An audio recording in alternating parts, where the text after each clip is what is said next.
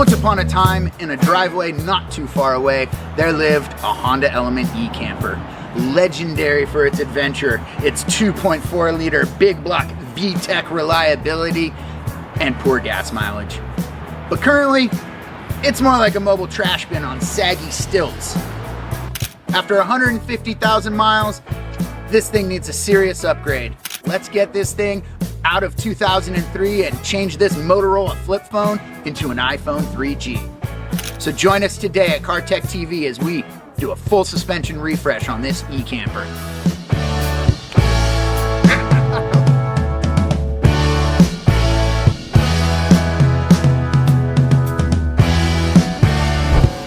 Of abuse, spilled snacks, and questionable life choices have really taken their toll on this vehicle. So it's time to bring this beast back to life. We've already done some of the work on it. We've done some sound deadener in the doors, upgraded the speakers, had to do an alternator just the other month. General maintenance has been done, spark plugs, oil change, that kind of stuff. But this week, we're doing a suspension refresh. So come along for the ride. We're gonna have a couple different videos on this thing, and right now we're gonna do a bunch of new parts. We ordered about $1,000 worth of new parts, so let's get at it.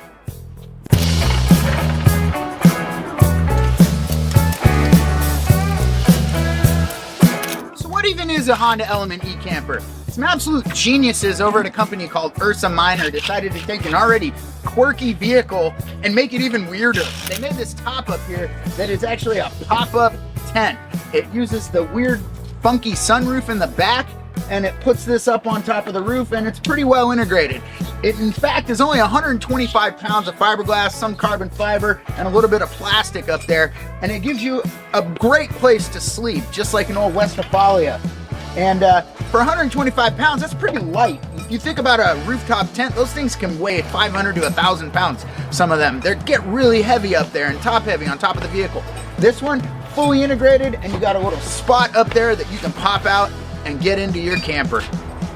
One of the other things we're gonna do is we're actually gonna put some 4x4 big tires on this thing. We got some great tires that we're gonna put on here. You'll see them real soon.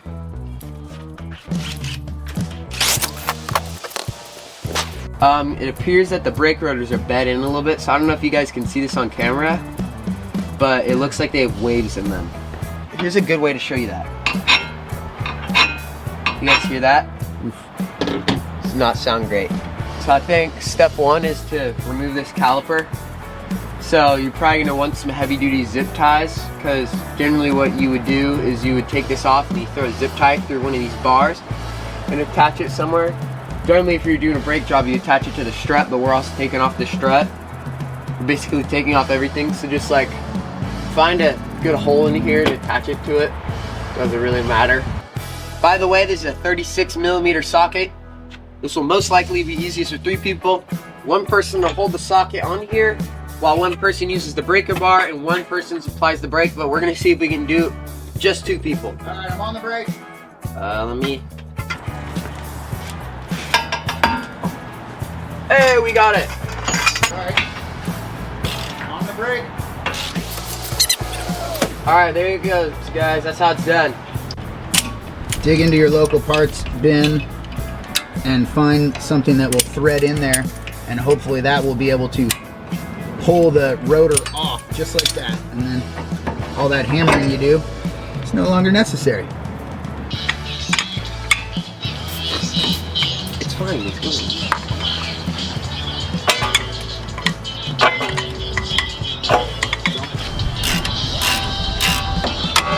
Oh, that came out super easy.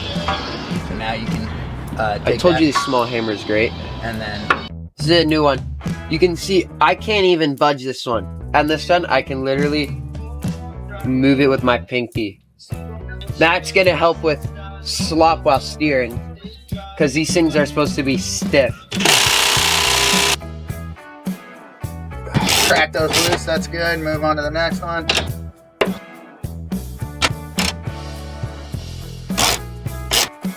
You're gonna want something underneath here to prop this thing up, and you're gonna take your 2 nuts off.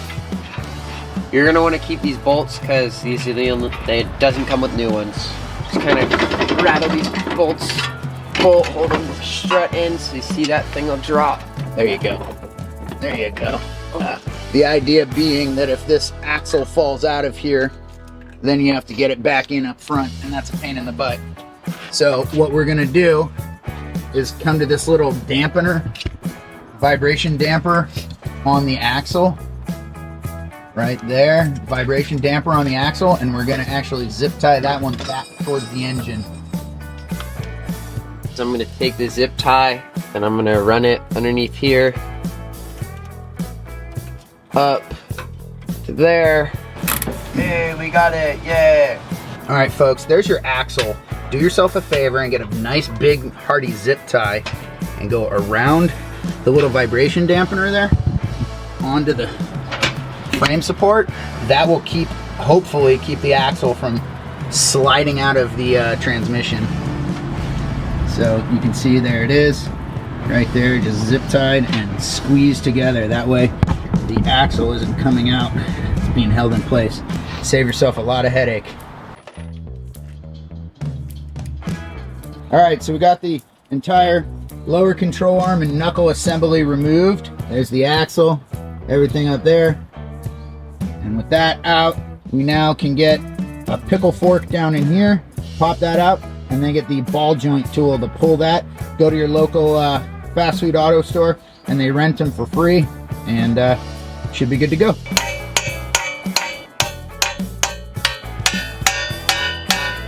Nope, buried.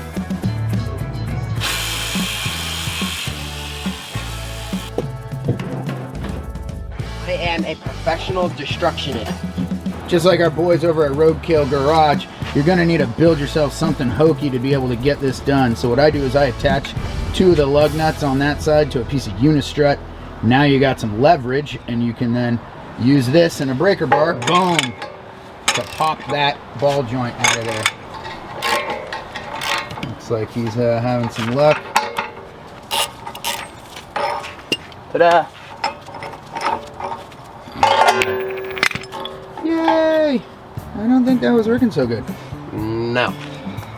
Alright, you're gonna want to get some brake clean and a little towel and clean off the inside of this. Wire brush will go too. Yeah.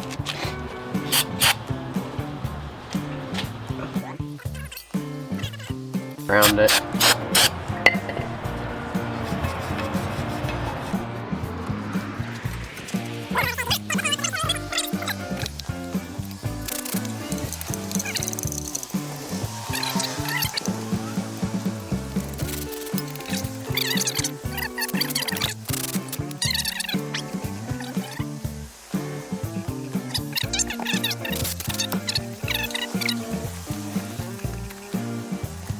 So this is a new upgraded ball joint company called 3.5. You can see there's a split in it. Now it comes with the actual ball joint.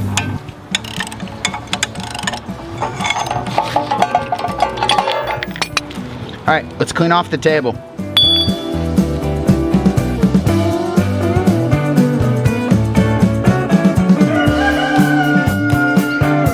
Good morning, element lovers. Nothing quite says comfort like 20-year-old suspension that hasn't been loved since the MySpace era. So as we wait for our brakes and rotors to come in, still, thanks Scamazon, we're gonna keep tackling the suspension on this vehicle. On the driver's side, we still have to do our tie rods. Nevotech Supremes are pretty good, better than moved. We've got our lower control arm from Dorman, and we also have our KYB strut combos. These are gonna be the closest thing to OEM that you can find. And the SR4604 is for the driver's side. The 4603 is for the passenger side. We got these from Rock Auto. That was about the cheapest place we could find them. And I think they were $148 each. So relatively inexpensive with some shipping and stuff. So let's tackle this today.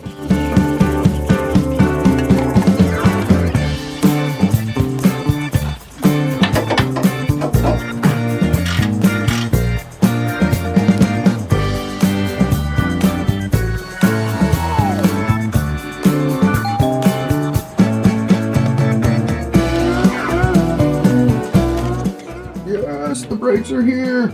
Well, look what showed up in the mail today, the Detroit Axle Rotor Kit.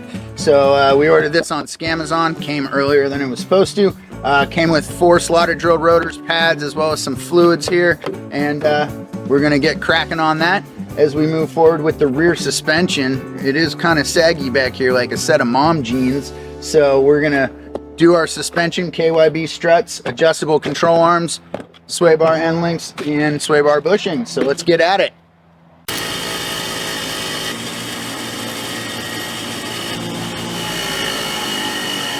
We are prepping for painting our calipers. We're gonna wipe them complete down. We're gonna hit them all with some brake clean, and then we're gonna use some isopropyl rubbing alcohol at the very end. And that is gonna be what we do to prep these things. The better you do prep, the better the paint will stick. I love you. Hit them with a little brake clean. Plenty of paper towels. Don't be afraid, and get as much of that gook off of there. We've done a pretty good job of grinding these with the wire wheel. We're going to use a self-etching primer, and then we're going to use some caliper paint. The reason you use isopropyl rubbing alcohol is because it evaporates. So you just want to get in all the little nooks and crannies. Make sure that there's no areas that are covered in gook, so that you have really good paint adhesion, and we should be good to go. So what'll end up happening is I'll just cut around the edge. I'm gonna keep going. I don't want anything to happen to these rubber parts. About a foot away. Maximum effort. This first coat is nice and light.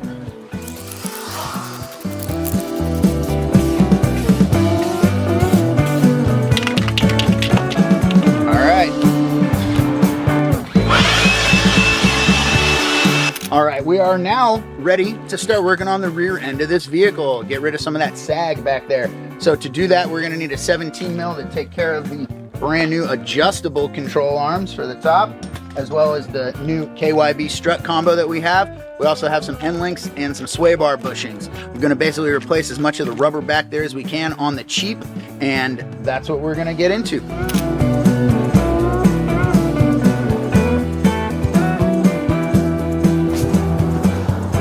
Here are some Falcon Wildviews 235/70/16. This is a popular upgrade for these cars, and they are triple peak snow rated tire for the harshest of conditions, like the elementary school pickup line.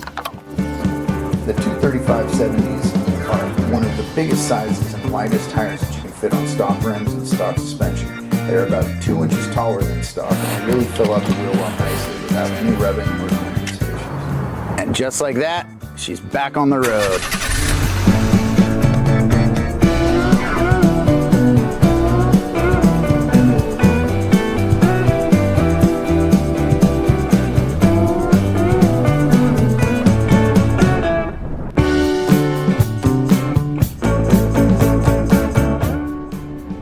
Mission accomplished. This Honda Element is ready for some off-road camping madness. We've taken this Pop-Tart from wimpy suspension to king of the campsite. Now, if you'll excuse me, I'm going to go brave the untamed wild, where you can find the elusive California wildebeest searching for food in their natural habitat.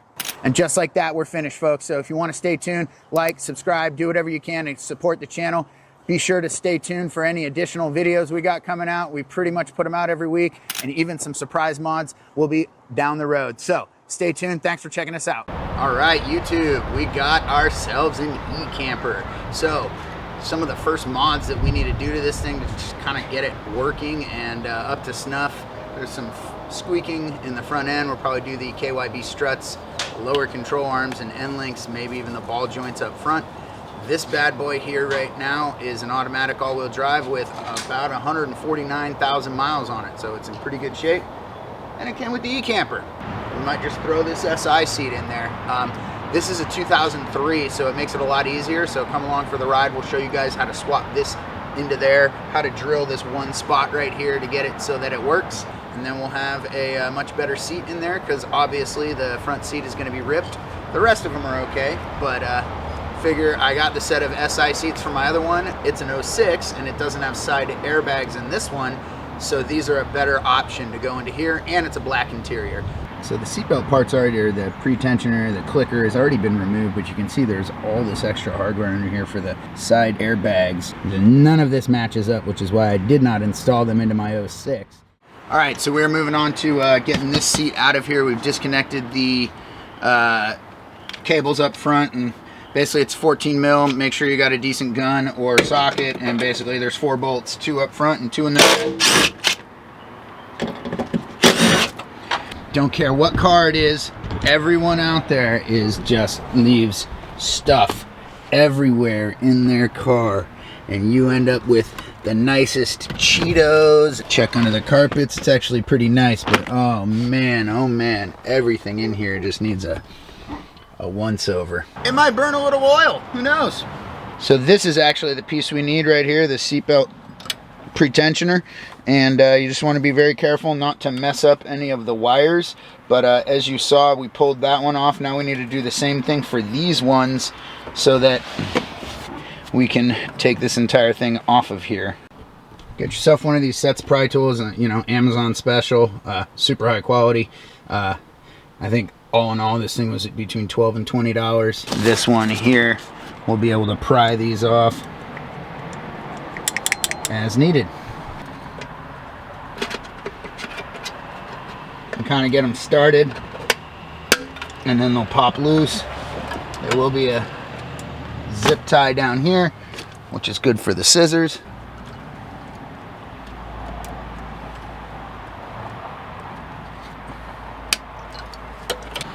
Okay, one more 14 mil bolt over here, and then this piece is off, and this chair is kaputski. Boom. Now, keep in mind that these things are kind of funny. They have this weird washer that stays on here, so just make sure that you don't get rid of that. You just keep it as is. It's supposed to keep all this together. We're going to now take this and transfer it to the SI seat. So I think I may just drill a hole. Probably going to be best. So we're going to lay some blue tape, and we're just going to drill it so that this detent has somewhere to go, so that this seatbelt tensioner doesn't move back and forth once it gets screwed in place. So we'll just mark it here real quick with a Sharpie, figure out where our hole needs to be. There you go. Onward, grab the drill and get going.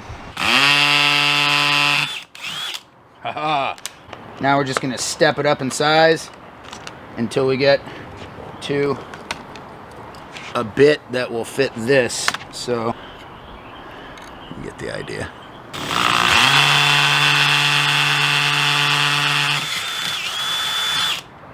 Let us see. Yes, it fits. So as we screw it in, that tab right there had to go into the hole that we made. There you go. Long story short, it fits now. Let's make sure that our clearance is in there. Yep. Bolts are in there. So that is good to go. This thing is really, really solid, so I'm not worried about it not being in there. And we just need to get our casing back onto it, which is somewhere in the abyss of my garage, and then we should be good to go. And we can clean up the floor, do the little detail underneath there, and then what we've in essence done is the car doesn't know any different. It thinks it's right back to its Honda Element seat. Now, the final part, 3 of the holes will line up. The back 2 definitely line up, and then one of these will need to be like drilled out just a little bit, have the hole basically widened.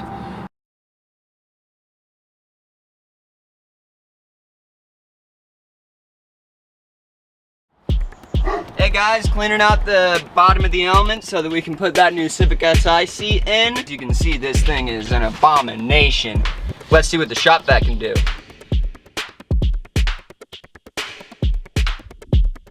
Hey guys, we got my car cleaner right here. As you can see, the installation area of where we're gonna put the Civic SI seat is not that clean, and we want it as clean as we can be, so I'm gonna douse it in this car cleaner, and then I'll get to work with the drill brush.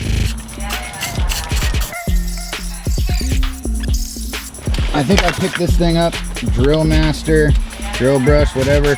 Comes with like 5 or 6 different attachment sizes, as you can see here. And so that one that he's got on there, you can use to get into the crevices, get into the hard to reach areas.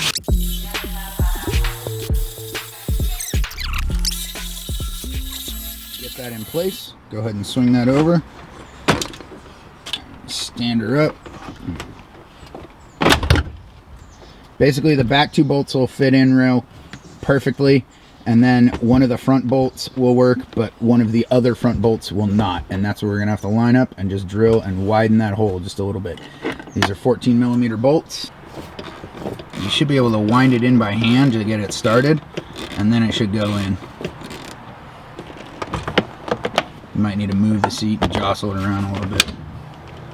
There we go, we're in straight now. All right, get the other one in.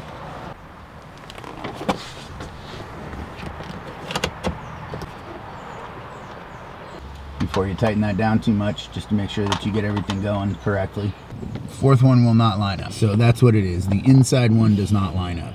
All right, so we're gonna have to tape and measure that to figure out which, how to expand that hole. Super crude hole, but you can see where it is, so should be in line with the rest of them. Maybe it's a little low, and that should give us the opportunity to go slam that into the car. First things first, once you get everything test fit, go ahead and hook these wires back up gently. You need to pull back on that little thing there, and then it should go together just fine. So the kid found that you need to go over the bar here. Let's see if I can even fit them over the bar. And voila! In essence, you just want to make sure that these wires don't end up getting caught up in the seat rails or dangling around, and you shove something under the seat and they get messed up. So you want to secure them in place. Wires are in, I am bolting the seat down. And oh my god, we got it right. It's in. Okay, well, maybe use the gun or the ratchet and just get a couple extra turns on it. There you go, okay. Alright, so we're finger tightening these, and then we're going to throw the gun on them. I do recommend that you get all four installed before you go and tighten everything down.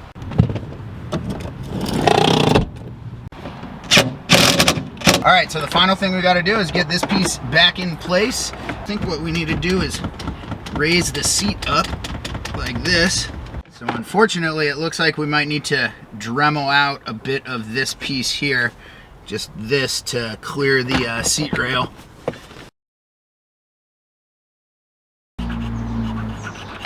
Quick file or clean up with this, even a razor blade would work. Same thing on this side. And we're just gonna wing it. Basically just made a flat deck there. Kind of clean it up here. No one will ever see it. All right, let's go see if this thing will fit back into the car. Slide in here underneath these rails, and it looks like we might be in a little better shape. Boom, and boom. Little quick bit of fab work. Next thing to check is, do the seats. Oh, they do. They get in the way. We switched gears. We're actually going to use some old crunchy garden shears. I have a feeling these are going to give me a slightly better look. The vibra tool wasn't doing it that great, so I'm hoping that this will look better and will be under the seat and you'll never see it. By all means, do this however you want on your own. Make it look as clean as you like, but I just want it functional. I guess the lesson here is keep these in place, keep your tabs in place like these so that the whole thing can snap back down. Don't get rid of those and you should be good. Here we go, moment of truth. Is this seat rail gonna work in here? I will say this would be much easier if this center console piece was out of here. Like so. Ooh, more money. Sweet. Car cost even less. Hey kid, you got more vacuuming to do. No, I don't. What else we got in there? More human slime. With that out of the way, this thing should swing back in there a little bit easier. And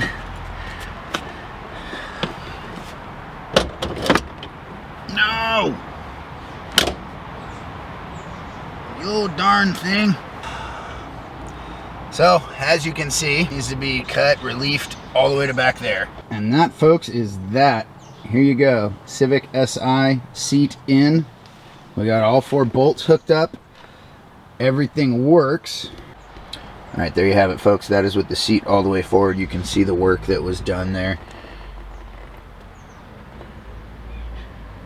Do this as clean or as crude as you would like to do it. Totally up to you. You will need to do some relief in here for these lower seat rails, but for the most part, that is what it's going to look like. This is what it looks like in the back after all that chopping and cutting. It's not that bad. It's really not that bad. I'd say good enough in my opinion, and I like it. Slide works. You can raise the seat up. It goes back just as far as the other seat and way more comfortable. And that's a wrap.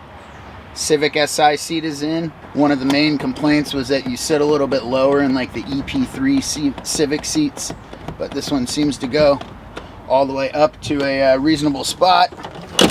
Can slide all the way forward, all the way back, reclines, and for a first mod, this seems like a really good one, and it's done.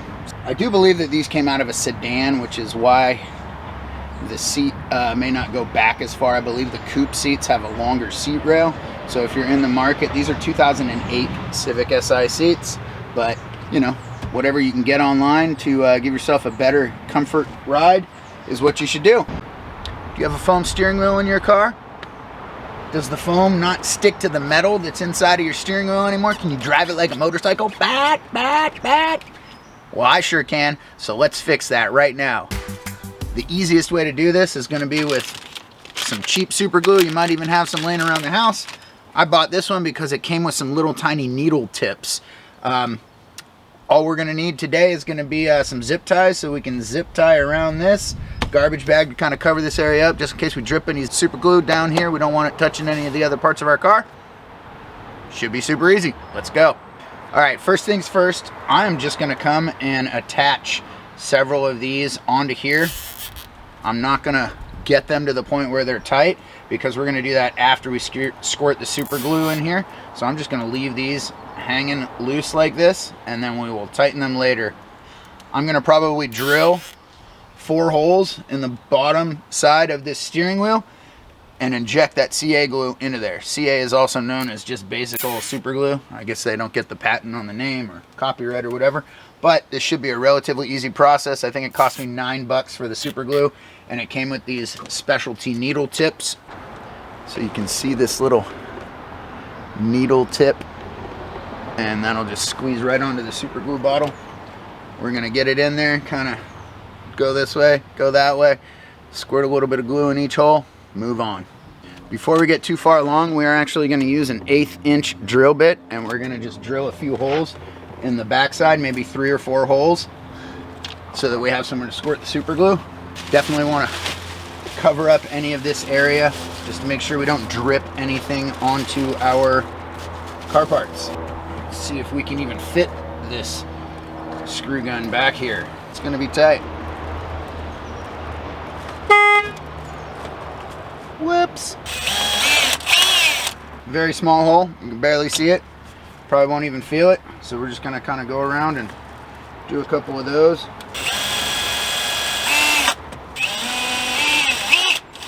Now we're just going to shoot some super glue in there. I will get some gloves just so I don't get it all over my hands. All right, so this thing did come with a couple different sizes of needle tips. Not that I really care. We're just going to basically use them all. But as I'm going to show you over here, you can see this. I'm just going to put them into as many of the holes as I can because they just press fit on there, and then I'll just transfer the super glue bottle over to each one. Might be a little easier. So you can see I got this one injected into the hole. This is the hole that was already here in the steering wheel, and I made a couple more down around, And I'm gonna see if I can just stick these guys in these holes that I've already made. Okay. I don't know if you can see that, but that's at least 3 in place. So now, again, make sure everything's covered up. Make sure you got gloves on. We're just gonna push it on here and hope that when I squeeze this, it's shooting super glue in there as much as I can without exploding it everywhere. Disconnect that. Move to the next one. This is our big boy here, so I want to make sure it's really, oh yeah. Move it around a little bit. Hopefully that squirts it in there nice and good. If I use this whole bottle, I'm okay with that. All right, I had to get a different battery pack, but this thing's already starting to get locked up. I can definitely feel it over here. Definitely feel it better over here. And I think right in the middle here is where we need to shoot a little bit more in this one. We're gonna just go ahead and do it one more time. Then we'll zip tie it all together. Should be done.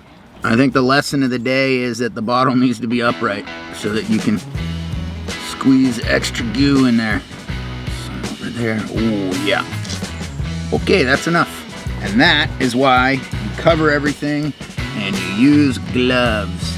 Now, we're gonna pull these out. Hopefully this is the last time we'll need them. Last part of this project, take these zip ties, get them everywhere that we can. Hopefully this will just kind of compress the glue a little bit and let it sit in place. Come back in a couple hours and hopefully this will all be dried up.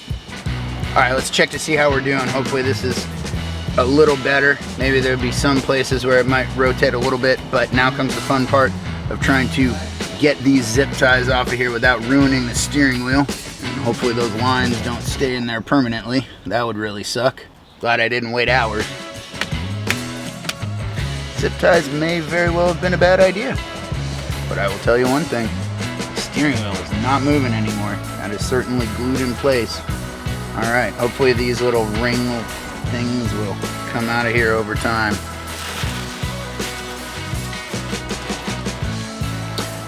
And that's it, folks. That's a wrap. $9-10 and my steering wheel doesn't move like a motorcycle with throttle anymore. Thanks for checking it out. If you like what you see, hit the little buttons down below for more content.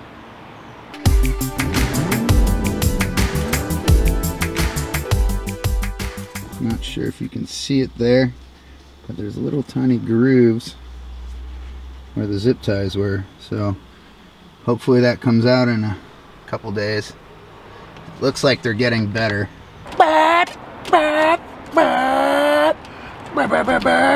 Ooh, there's already a hole there. Nice.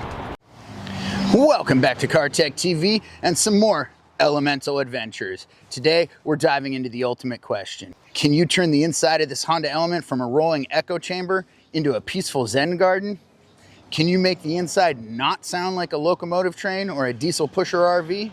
Spoiler alert, it involves sticking a lot of this fancy sound deadening stuff to every surface that you can find in here without accidentally soundproofing myself into the car.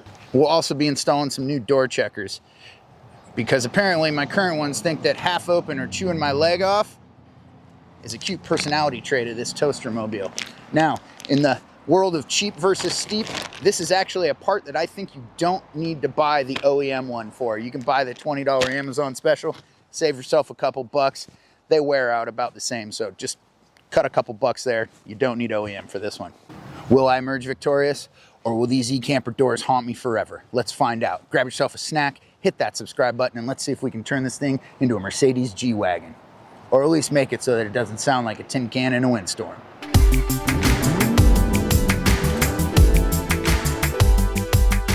Today, we're going to be replacing the door actuator and putting sound deadening in our Honda Element. So, the first thing you're going to want to do is roll down the window, okay? Then if you come right to here, you're just going to kind of run your fingers right here and just pull off and pull up. You'll see there's two little clips here and then a push pin. So to put it back in, you just slide it down and push it in. We found in our garage. Let's just stick it in there, pry it off. Inside of here, you're going to find two Phillips head screws. You're going to find a third screw underneath here. Speaker grill needs to come off. There's the 3 screws holding the speaker in are actually holding on part of these are like the easiest speakers ever to change. There's basically nothing to it. You can see that this one's a bit roached. There would be a plug back here. You might as well just take this out. So the next thing that needs to come off is this upper triangle here. And you're gonna get a pry bar tool and you're gonna start to go around to move that thing out of the way, basically spin it out of the way. And then you can pull the bar out of there. Yep, and then the bar should just lift right out. Lift Up and out. And pull. On here you'll see this plastic sheet, and then continue pulling off the glue. So some of the best mods we're gonna be able to do to the inside of this element for relatively cheap are going to be things like speaker upgrades, stereo upgrades, sound deadening, which goes into the walls, and of course inevitably these things always wear out. The door checker right there is going to be one of the best ones. I think that was $20 on Amazon. When we purchased this element, it did not come with a door flicker or the key fob, so we actually purchased that on Amazon as well. And it came from a CRV, but it works, it's programmed. Come to find out that it was a bad door lock actuator on the driver's side. So now we're replacing that. So we're just gonna do some cheap interior mods and upgrades and get this thing back to perfect. Make sure your car is off, unplug all that stuff. So you're gonna want to take off these 2 10 mils and this 1 12 mil. Once you crack them loose, I got myself a little teensy weensy extension. Just give myself a little bit more room to turn this thing. So it appears that this guy put just a tiny bit of Loctite on this. Jeez. So this piece actually slips in from the inside. So you're just gonna want to. So we're just gonna take the old one out. Make sure you drop it into the door. Slide the new one back in. Just make sure the parts look the same too. Yeah, these appear to be exactly the same.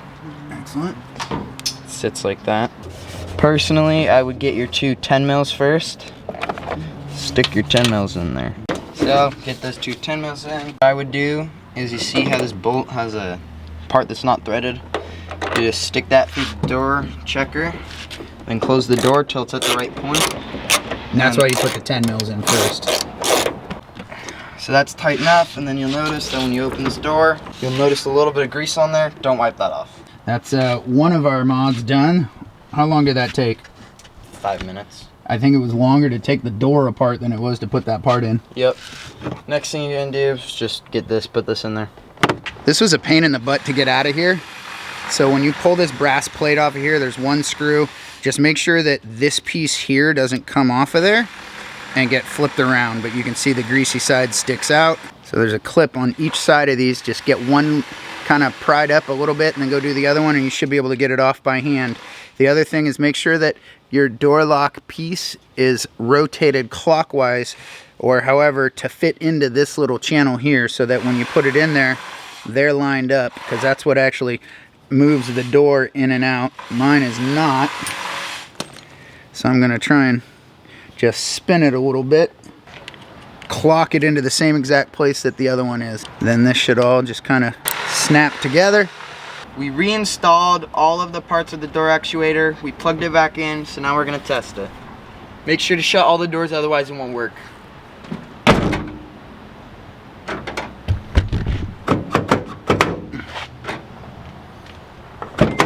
Excellent. First try. Alright, so we're going to be prepping for our next interior mod, which is going to be sound deadening in the door. You can see we're going to hit this up with some rubbing alcohol, spray it down really well, and then wipe it all clean. The reason you want to use rubbing alcohol is because it evaporates quickly. Our Silis 80 mil sound deadener can get in there. Oh wow, comes in big sheets. Looks like lots of it. I think this is the 80 mil stuff. Tools you're going to need are going to be some rollers for when you're on the inside of the door and something sharp to cut it with, probably a razor blade. I'm not done rolling this one. Alright, first piece is in. You can see the sound deadening back there. You want to flatten those little ridges out on it. That's how you know that it's installed. They don't need to be perfectly large pieces. They can have splits in them and stuff. So getting this to go in there with a little help from try not to overlap it, Baron. Yeah, with a little help from his brother. So you're most likely going to want to do a test fit to make sure it fits. Find out where you want it. Alright. A bunch of small pieces is a lot easier than a then a few big pieces. So you just gotta like use whatever room you can find to kind of finagle these things in here. How you doing on your side, kiddo? There's one area that should get a nice, good, solid piece. It's directly behind where the speaker goes. Just for sound resonance. Yeah, fold it in half, fit it in there. This is gonna be tricky. Don't worry about sticking it and then unsticking it. It really doesn't matter that much. Then when you're rolling, if you have a bunch of smaller wrinkles in it, roll from the middle to the outside. It'll kind of get rid of those wrinkles. Try that. Just like take your fingers and rub it in there, or your knuckles or something. Is that easier? Yeah. For tighter to reach spots, this works better because you're not scraping up your hand and you can get a little bit more pressure on it. Keep in mind that if you read the packages, they say go to 25 to 50% coverage. So it doesn't need to be everywhere in there. You just need to get it to stop the sound from vibrating through the metal. Really make sure to get those edges down so they don't peel up. So for the inside of the door, I would do lots of small pieces. For the outside, this is a big open area, so I would do some big pieces. What I'm doing is I'm just kind of lining this up. This is some leftovers we had. You can actually take your fingernail and just run it across this really hard, and you can see the marks I make. And then I'll just cut this after the fact and then put it on there.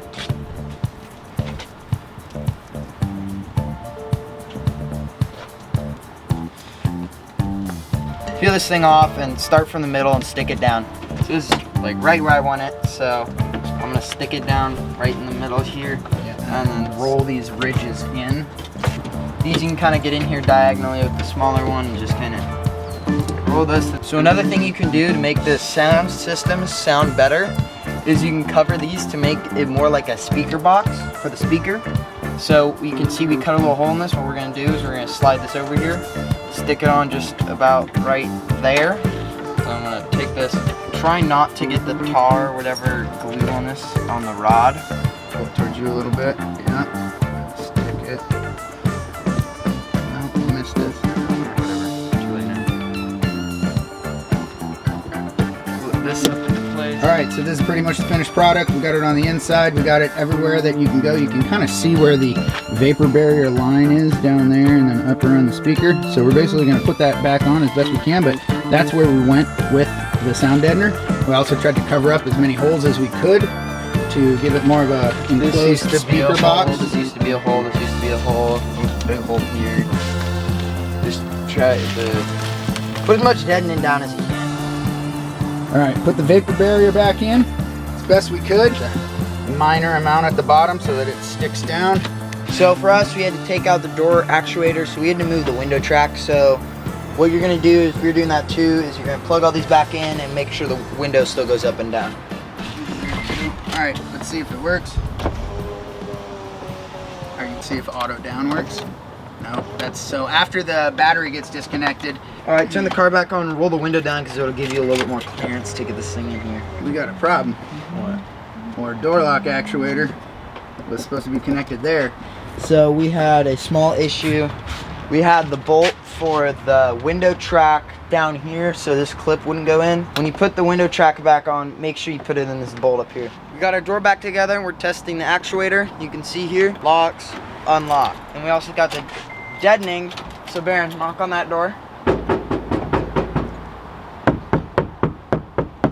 Much lower noise, quieter on the inside. Finishing up the passenger door on the sound deadening. We got the outer layer done, we got the inner layer done, we got the door vapor barrier back on, and now it is time to roll the window down so we can get this door card back in. Did you get it? Yep. Roll it down. The whole thing needs to lift up, so your side needs to fit onto this track here first. That's in place. Actually starting to look somewhat like a door again. That's right. Put the bar on here, and then you slip this back around, flip that back into place. There are tabs here, so you slide it in from the back side first, and then slide it back. All right, there you go, kiddo. Just clip that in. Snap. This will fall and take the bottom, put the bottom in first, kind of push down, and then it'll just clip into place. Slip the bottom in first again. I got the speaker.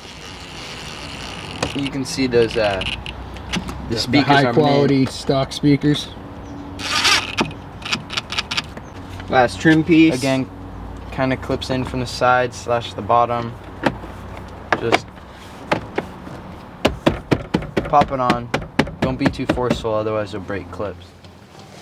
All right, folks, that's a wrap on sound deadening for this Honda Element E camper.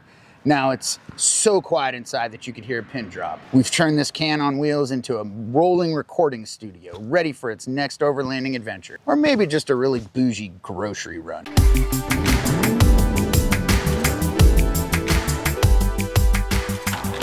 We are moving right along with our interior mods, and we got the door checker. So this door checker, we're gonna actually try and replace it through the speaker hole. All right, tools that we're gonna need. We're gonna need some sort of Phillips head. I have this. Make sure you got that there. We're gonna need a ratchet with a 12 millimeter and a 10 millimeter. Now, the 12 millimeter, you can see, is right over here for taking off this portion. This is Loctited in, so it can be a little tight, but just get to the point where you can get this out of here. Not sure you can see it over here, but there's actually two 10 mil brass bolts back here, one here. Instead of pulling this whole door off, we're just gonna pull these out of the way and socket to get in there. I think that speaker's not doing so good. All right, so real quickly, 3 screws, you're just gonna take these out. Nice and easy. Be careful not to ruin your perfectly good speaker. A couple clips on the side, and this piece comes right off. So the dilemma is, there's this backer piece in here for the speaker, and I can't reach my hand around in there. That's why I took this screw back here off, so that I can actually just pull this out and I can get to this door checker and slide it in place. All right, you can see up here we got these two 10 mils. They come off pretty easy. And we're gonna continue to take this 12 mil out, which is over here. Now, this thing should just basically slide back in here, and I should be able to reach my hand up in here and pull it out. All right, so the end was fighting me the way that it was in there. You just gotta kind of straighten it out and figure it out. One of the things you should always do is make sure that your parts match up. These are the same length. All right, there it is. Pull it through. Now, do this spot last, because you can actually shut the door to get it in place. So we're gonna find our two 10 mil bolts, and we're just gonna get them situated. As you can see here, this is gonna lay flat, but it doesn't fit. So just shut your door, and then it goes right into place.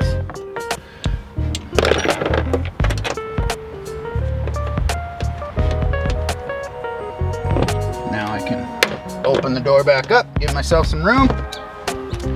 Put it into go mode.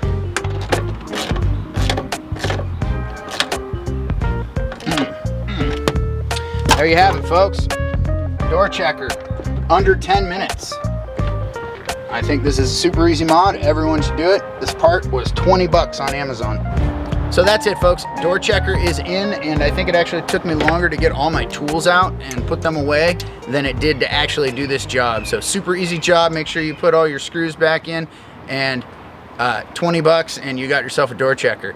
Be sure to like and subscribe, do all that fun notification bell stuff. It certainly helps the channel out, helps me make more videos like this, as well as if you are interested in the door checkers, I will put links down in the description below. Thanks for checking out Car Tech, and we'll see you on the next one.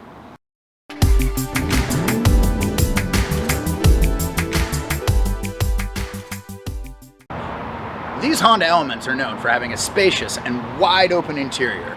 And since they're basically a Range Rover from Japan, why don't we go ahead and tackle making the inside of it sound like a concert hall instead of the back end of a tractor. Once you're inside the Element and you're driving, you know, the luxury really starts to creep through when the seat's rocking back and forth and all the cracks in the seat, as well as, you know, the noise, the wind noise is like having angels sing in your ear at 75 miles an hour. It's like the sound of a convertible with none of the benefits. Now, all of this is great if you want to pretend that you have a Jeep. Let's face it, the interior is loud, kind of like if NASCAR had a baby with a mail truck.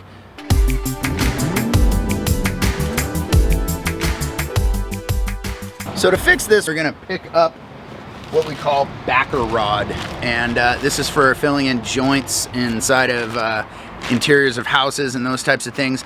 But what we're going to use this for is, you can see that this comes in 20-foot sections, but it's this nice round foam core, 20-foot lengths. So what we're going to end up doing is filling this flat weather stripping with this backer rod. Considering that this opening is one gigantic huge thing, it's gonna probably cover one half of the car, so we're looking at maybe 12 to 20 bucks for the entire thing. Now there are two sections of weather stripping. You have it here, but you also have it on the inside of the door. Now each piece of weather stripping, at least for this car, but I'm pretty sure it's for most cars, there's actually little holes back here that are tiny little holes, probably for air breathing or letting pressure differential go out.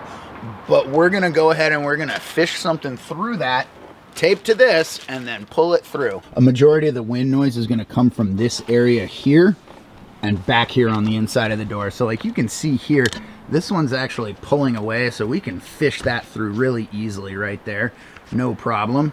And then we'll just pull it as far as we can this way. But this stuff is super flat. Like, it's supposed to be out a bit, and it is not. It's 20 years old, so we want to plump this up and then give it that foam core, and it's going to be great. Now I'll say that if a hole doesn't exist, it's probably okay to just simply make a hole. This stuff pushed right through, and it's pretty easy to fish through. Just want to keep it straight. You can kind of hear where it's getting stuck and feel it. It's about here. Might even start seeing it come through. Yep, there it is. I'm using duct tape. You could pretty much use anything. So I think the reality of it is that this 1/2 inch or 5/8 stuff is way too big. So we need to go back to Home Depot and get the 3/8 inch stuff, because it'll fit through there a little better. I was not aware as to how tight this would be. All right, we're back with the appropriate size. This is 3/8, so it's definitely thinner, and I'm hoping that this is gonna work a little better. This stuff is $4 a bag, so it's super cheap, but hopefully this is a more appropriate size to fit in there. All right, let's hope that this stuff fits better. Oh yes, look at that. Way better, way better. You can kind of feel it run into your finger.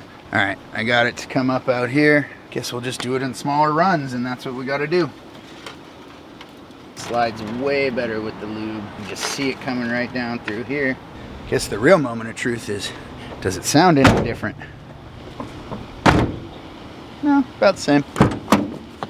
Right here, basically at the edge of this bracket, there's a hole. So I'm gonna see how far I can go and locate another hole. There's another hole right here, so I'm gonna see if I can get all the way to there. So I'm basically gone past it, and now I'm pulling it out. Whoop. Got it. Easy. Lubey. Yes. I think what I'm gonna have to do is come back and use some silicone to, or black caulking, squirt it in there, and then kind of piece these back together. I'm gonna have to do something, because it is definitely damaging this weather stripping, but so much better. I'm gonna try a technique that we use in wire pulling, where I'm actually gonna bend it over like this. See if this makes it any better of a connection.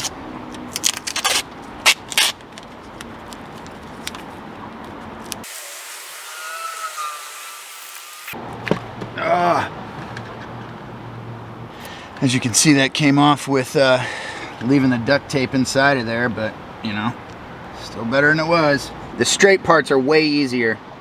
Yeah, well, that one was relatively easy. This one also already has a hole up here just from deterioration. Now you could actually replace all this, which is a pain in the keister, but you know, it's probably 150 bucks for just the front door strip. The one around the door that way is probably another 100 and something bucks, and then your back door. So you're looking at like $450 a side. This was $5. All right, road noise test. This is us getting on the freeway. 40 miles an hour.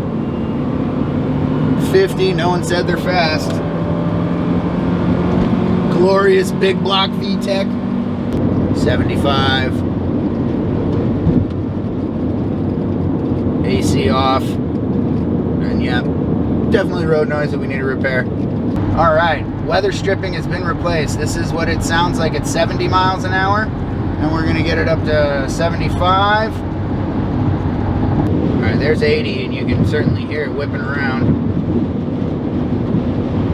All right, so this is 80 miles an hour, normal California freeway speed, and yeah, it definitely sounds better in here. I can still hear some road noise, but I will say that it is significantly quieter in here, and I'm not having to scream to have this conversation with passengers, so I'm liking what we did. All right, great mod. I think it cost us 10 bucks. It's a serious improvement. Picture this. It's the early 2000s. Cargo shorts are in. The Fast and the Furious just hit the theaters. And Honda, yes Honda, just dropped one of the most functional and misunderstood SUVs of all time. Enter the Honda Element, a car that looks like a fridge, but you can use it like a Swiss Army knife. And today we're covering the ultimate glow up, a Ursa Minor E camper. Buckle up, this is gonna be a wild ride.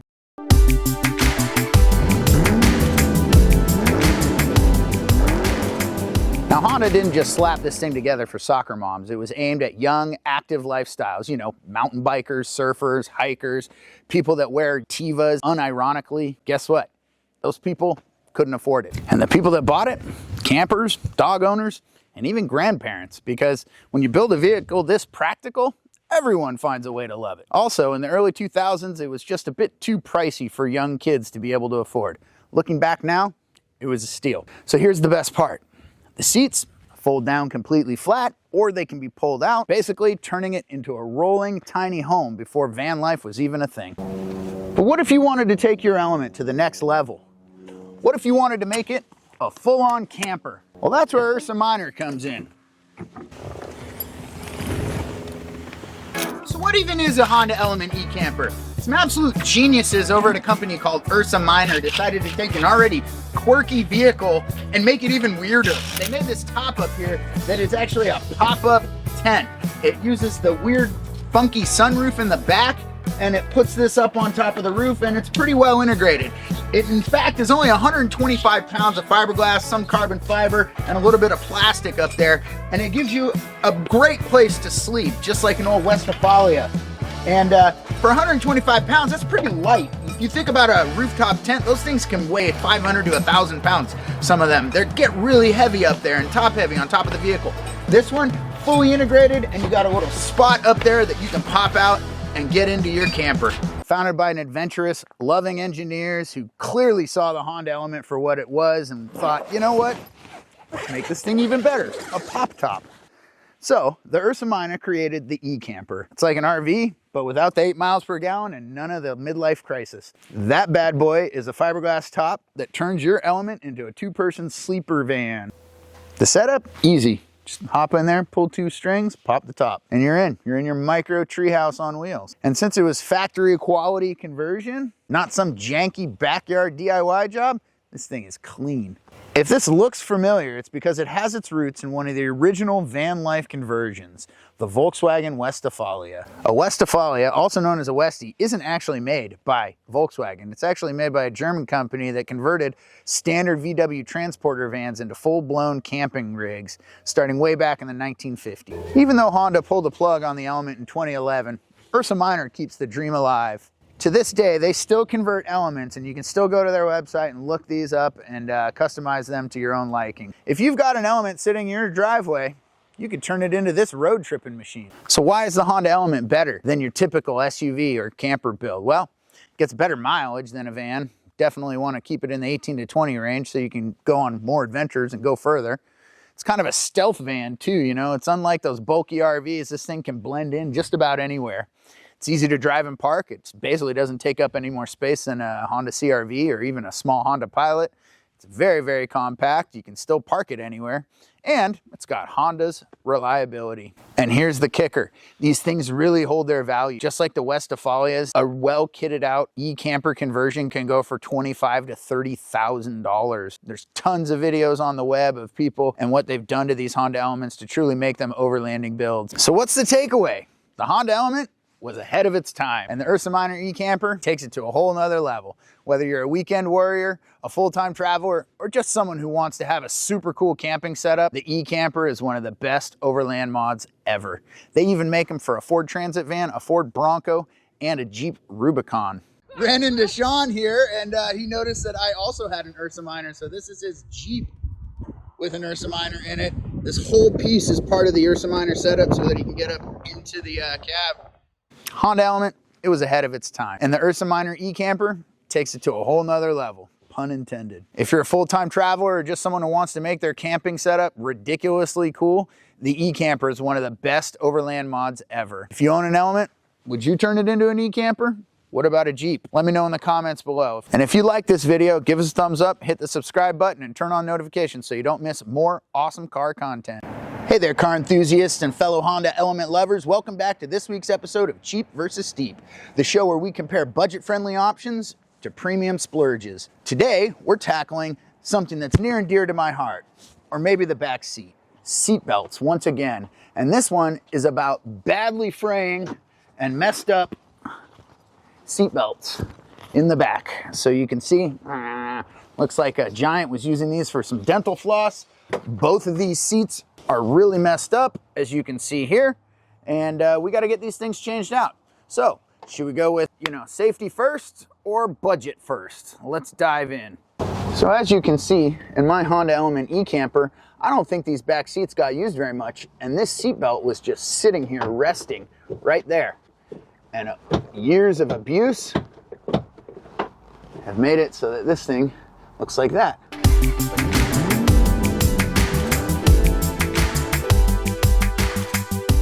So as always, we'll compare two options, the budget-friendly option or the premium call in the experts method. So for our cheap option, I found this over here, $12.99 on eBay. And it's got decent reviews, but it's kind of like a Tinder date.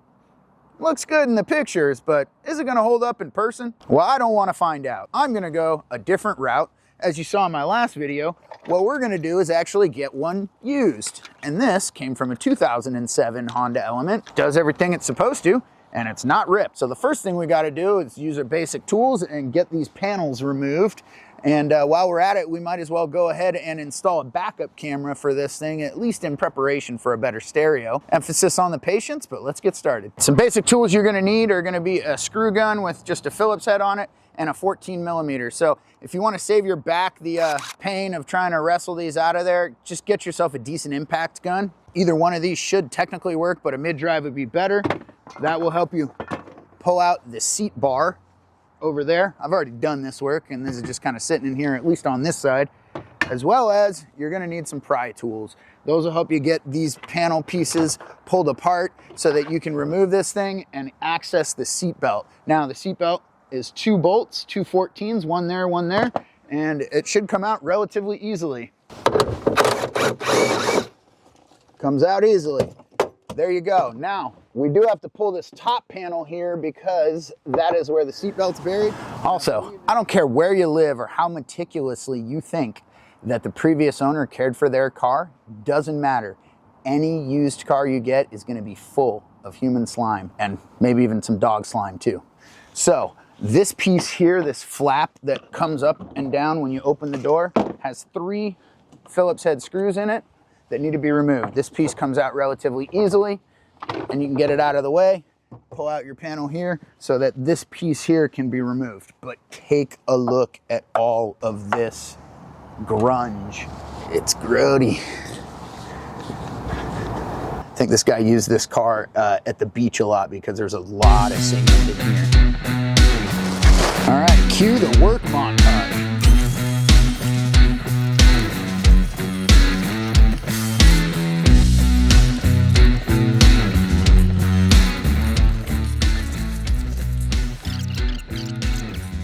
The only way that I can tell that there's a difference is by this tab here being up or down. You can see this one's on the wrong side. So this is technically for the other side. So as I showed you earlier, this thing is really, really nasty in here. And one of the things that I want to do is I want to get some sound deadening over on this side. Now, we did the front doors with something called sill-less. Sorry, it's a bit shiny, but you get the idea. This is about $60 a box. We did both doors and they're still a ton of this stuff left. I will also say, keep your little end cuts and pieces. Now, the reason for this is when you put sound deadener in these things, it doesn't necessarily need an entire sheet. You just want to kind of get the resonance of the metal to quiet down and to have some dampening on it. So these little pieces, save them, put them where you can, and you'll be able to save yourself on some of this material. So as you saw earlier, I was struggling with this piece to get this to retract. It was like it was stuck in some safety system where it just would not want to come back out. Now, there's a reason for that. Your car doesn't like to be upside down, so these seat belts are only meant to go one way. And as I was struggling and struggling and struggling with this, I thought to myself, why don't I just put it into the car the way it's supposed to be? Lo and behold, they're not broken. All you need to do is install it this way so that you can retract the seatbelt. That being said, I'm going to pull it back out so that I can put some sound deadener back here on the exterior panel of the car.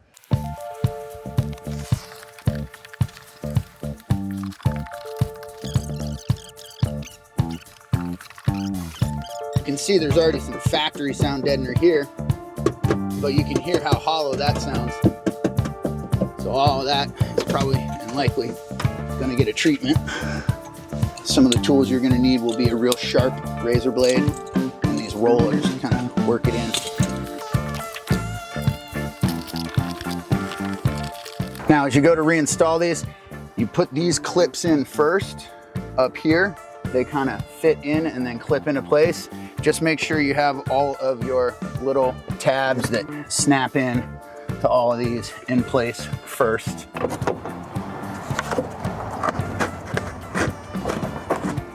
A little bit of extra care goes a long way. Make sure your rubber seals are where they need to be. Looks like maybe I was supposed to do this one first.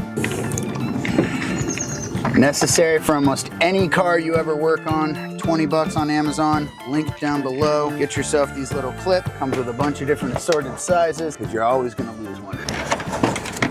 Haha.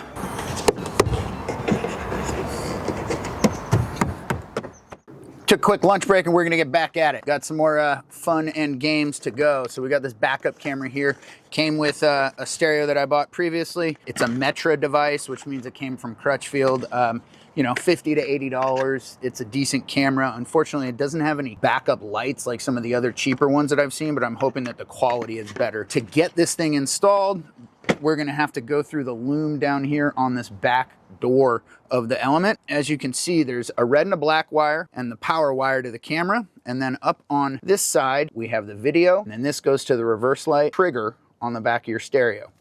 For this side, you have a couple different options. You can run this all the way to the front of the car and try and find your reverse up there, which I don't recommend. Back here, we have our reverse lights. So we're gonna go ahead and we're gonna test out this loom right here. I unplugged this, it was fished up in here. So I'm gonna get my voltmeter and we're gonna put the car into reverse and see if we can find it.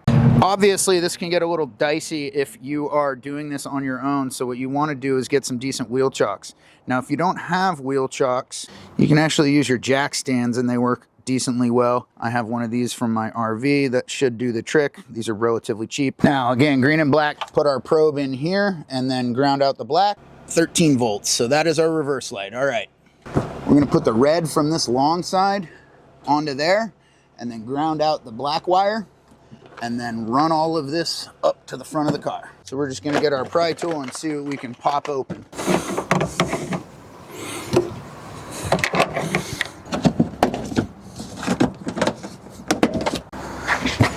Should just kind of lift off. The hardest part is gonna be passing it through this grommet right here. Best thing I found that's cheap would be to just get an old wire coat hanger. And if you have any pulling lubricant or some silicone spray, it'll make your life a lot easier. So your license plate goes here, and these are your license plate lights. Flathead, push it up, and then you should be able to just, there you go. So we can pull this down, disconnect it. There's enough room on the side that it'll just basically fit the wire right next to it. Next spot that it comes out is right here. Give a little tug on it.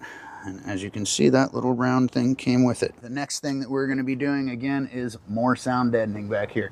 Might as well, we've got the thing open, so let's get at it. A little bit of rubbing alcohol and just wipe it down. You can hear that all all of this is very tinny and just leads to a ton of road noise. There's a couple different holes here. We have 1 and 2 on each side, one up here where the latch is, and then one down here where the cables come out.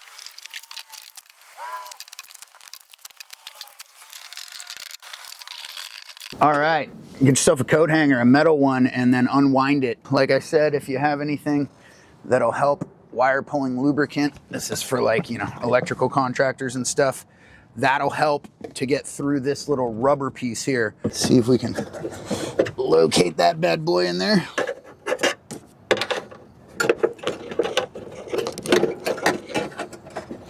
All right, so now that you can see that we got this through the hole, get some electrical tape. I will say one of the nice things about this camera is that it's got one lead for the video and the power, and then it just connects on the other side. And this is a lot thinner than trying to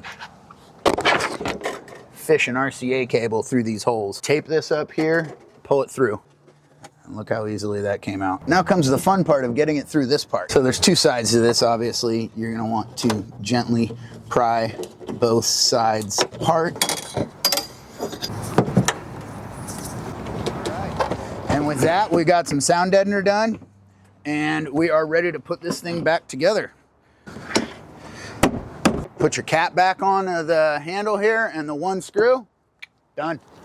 Long story short, we need to get to a place where we can splice these wires. We're gonna add the red wire to it. All right, there you have it. Inside of this loom, green wire with the black on it. This is the one we're looking for. We're gonna expose some of this wire and then solder on our red connection to it and then ground up to there.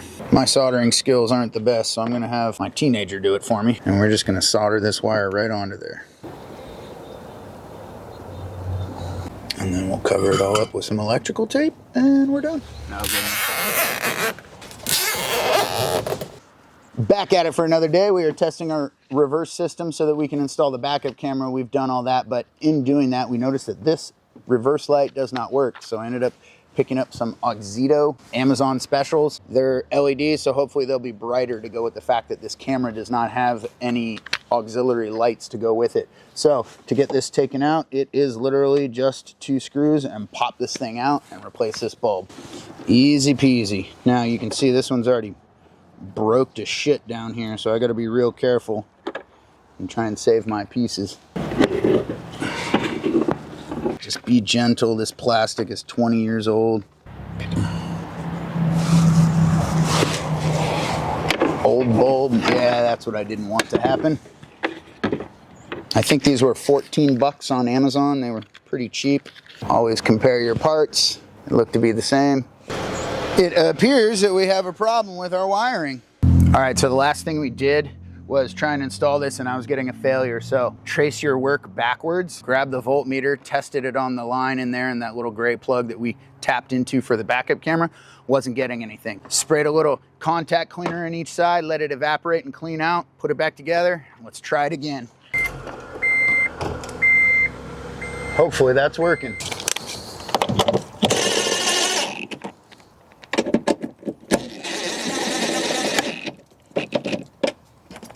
That one's very amber and cruddy. That one's bright white.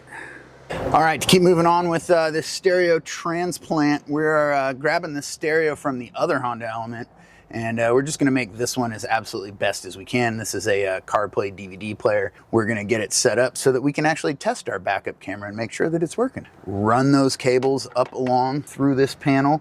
I used a fiber stick that's bendy. It's meant for pulling electrical wires and low voltage wires. I'm also gonna be able to send it through this way. There's a little path, you can kind of get it if you're real gentle to pop out on the inside where the stereo is. And then we're just gonna pull this cable all the way through. If you don't know what this is called Tessa tape. It's almost like a fabric or like Velcro without the stick, without the grabby qualities, used for electronics. Make sure that your stereo wires don't rattle and speaker wires and stuff. I am just simply going to use it to pull this all the way through. Okay, get your stick out. There we go. Okay, as you can see here, rear view camera. This is gonna go in there. And then this purple one says reverse trigger on it. So that gets hooked up here. Check everything. Still got some work to do hooking up the amp to the subwoofer. Boom! There we go. All right.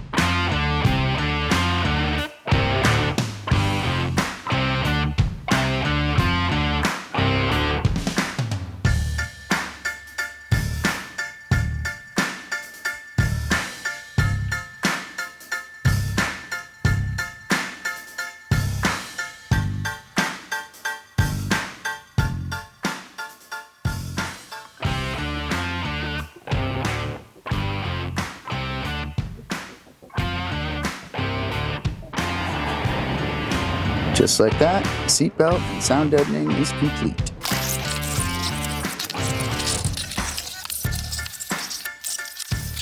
Welcome back to Car Tech TV, folks, the channel where we take car repairs from uh-oh to oh yeah. Today, once again, we're working on the Honda Element, a car that's, you know, half SUV, half toaster, but all charm. With that said, let's grab the appropriate tools and let's get into it. It's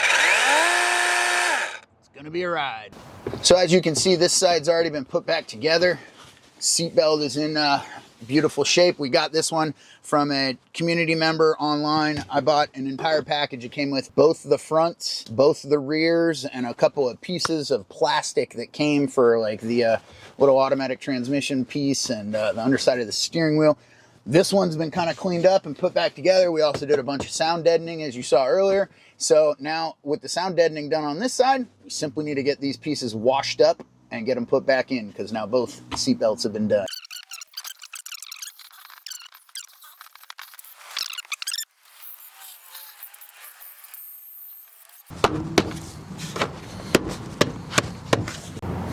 Hey, dog.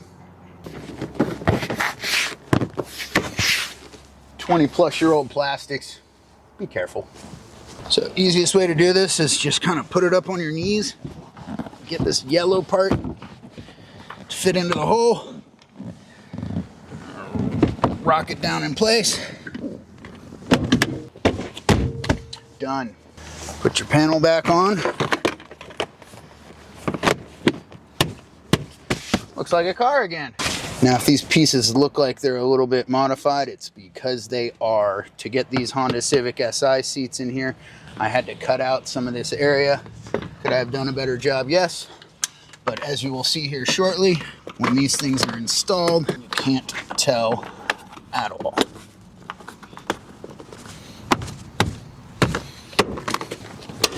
And there you have it.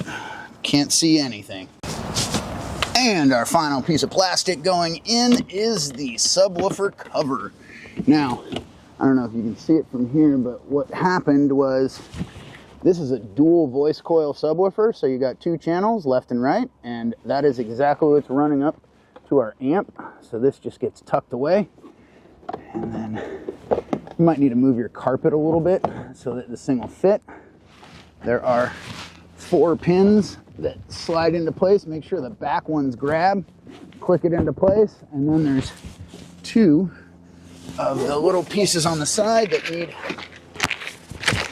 some black connectors. Get the fattest, widest ones that'll go in the hole.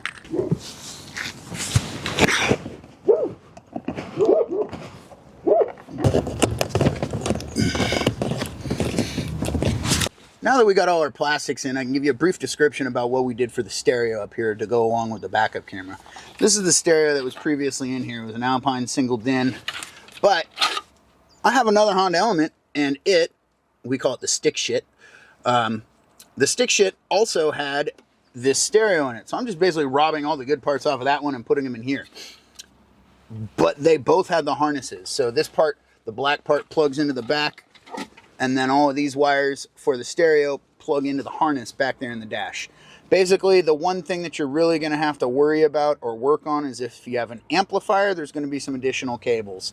Those additional cables are obviously going to be red, hot, yellow is battery, black is ground, illumination is orange, and the blue is if you have an amplifier. So this thing came with an amplifier actually tucked back here in the dash. So like the other one, it has an amp as well, but that one's under the back seat. It's kind of a pain in the ass, especially when I'm doing work out of it and I flip the seats up, got this amp lying around, wires everywhere. This one is small enough that it only requires the battery and the ground and the amp line. So we don't have to run any additional wires in there. It's 45 watts by 4. I think it's called the 445U. Link in the description below. Great little amp. It's got a bunch of dip switches on the back. Long story short, when you look at this, those are the only wires that I really had to cut, were the yellow and the black out of the other harness. So I'll just reattach them later, leave yourself a little bit of lead room. You can see that we now have a DVD CarPlay stereo. One of the trick things that I did was I had to find a place to mount the microphone. And if you look at these little panels down here, which, by the way, come off really easily, you can basically just pry them off. But I just ran the microphone wire right here. I had called my kids to figure out where the best placement was, and everything in this car is really far away, so I felt like this would be the most universal spot. It's not really blocking anything, and it comes in and out with the stereo. Let me show you right here. But there you go, you get the idea. The wire is just basically tucked in there. If you look here on this corner, you can see there's a little tiny slit back there. And so I didn't even have to modify anything. I just basically put it there, stuck it with the little tab of stick tape that it came with, and we were good to go.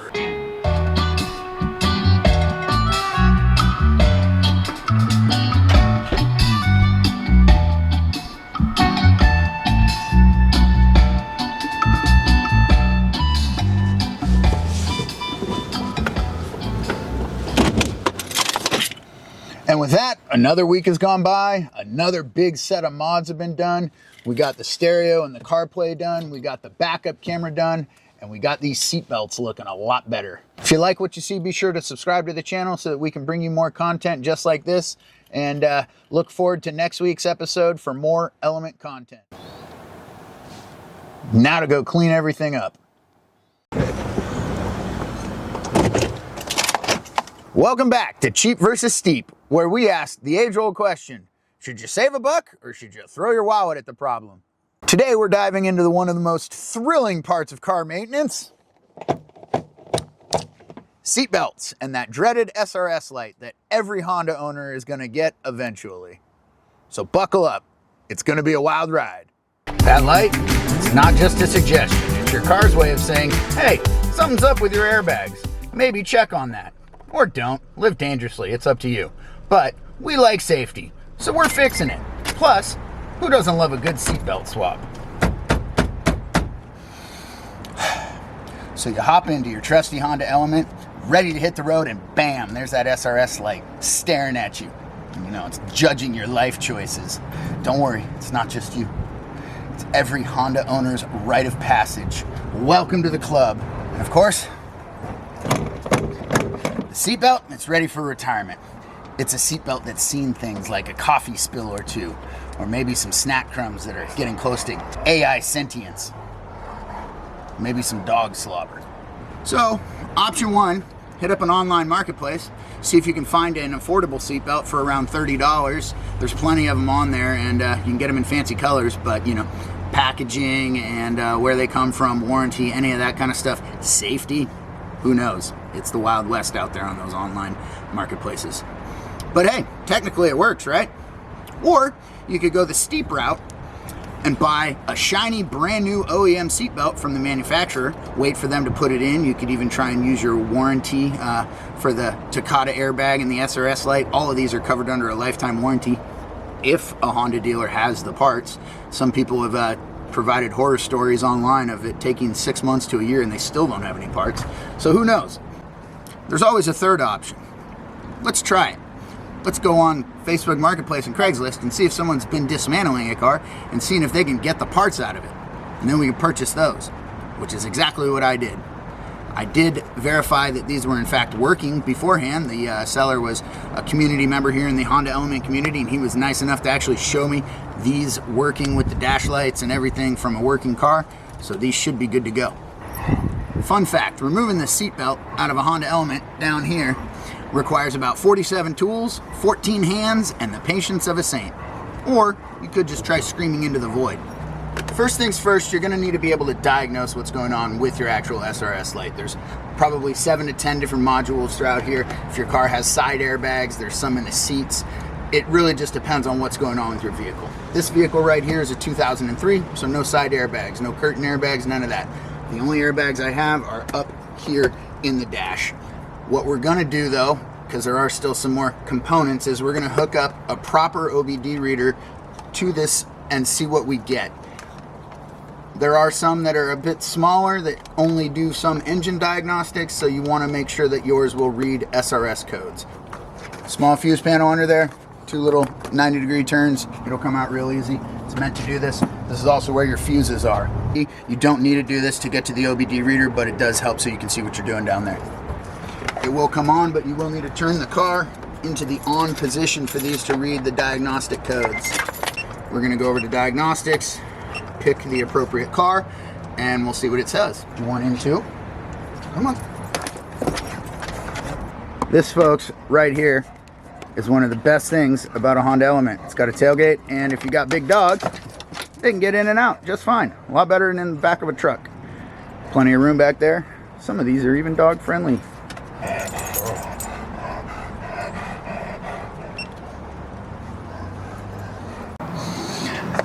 So as you can see here, it'll give you actually some diagnostics. This one says DTC, faulty driver seat belt buckle switch, which is this piece down here.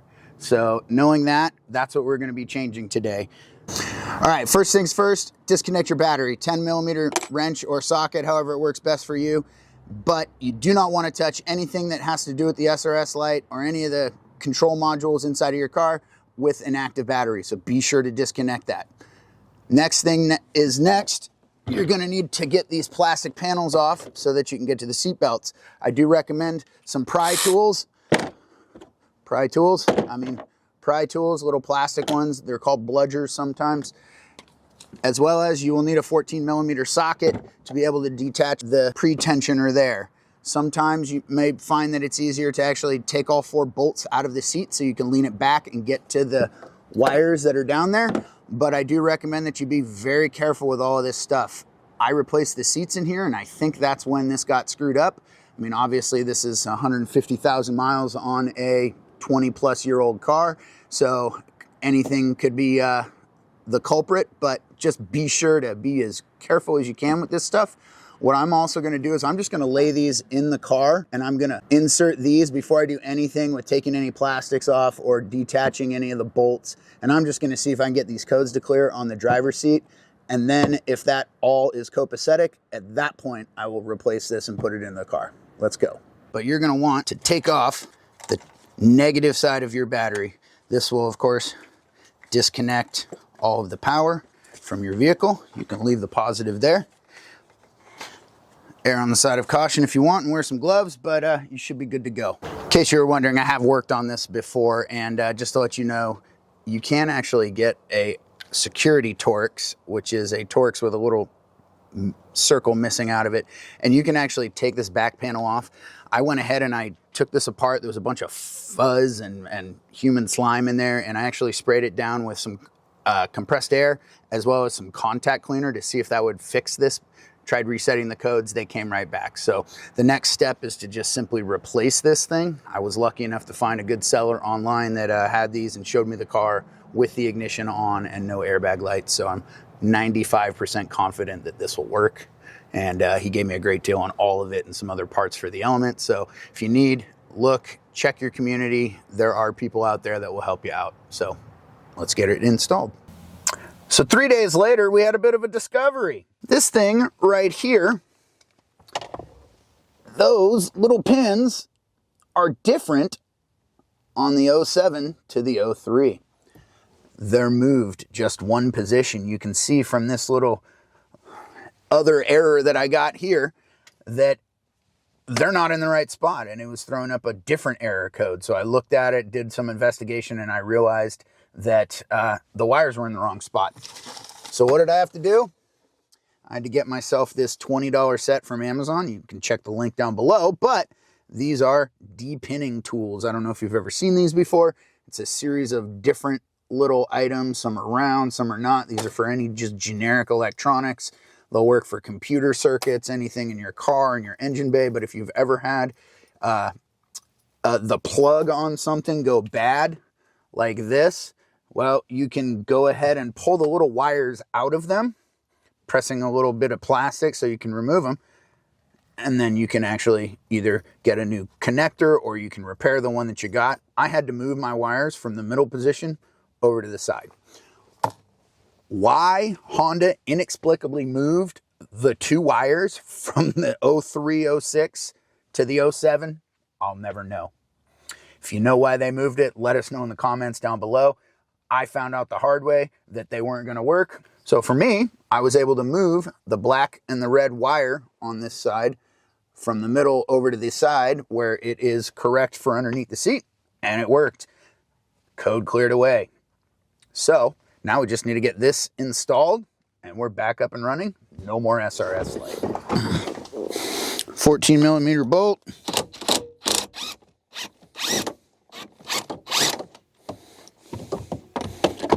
Gently pull this one out, slide out the cables, install the new one. I don't know if you can see it, but I had to make a little hole back here to get this thing to line up properly.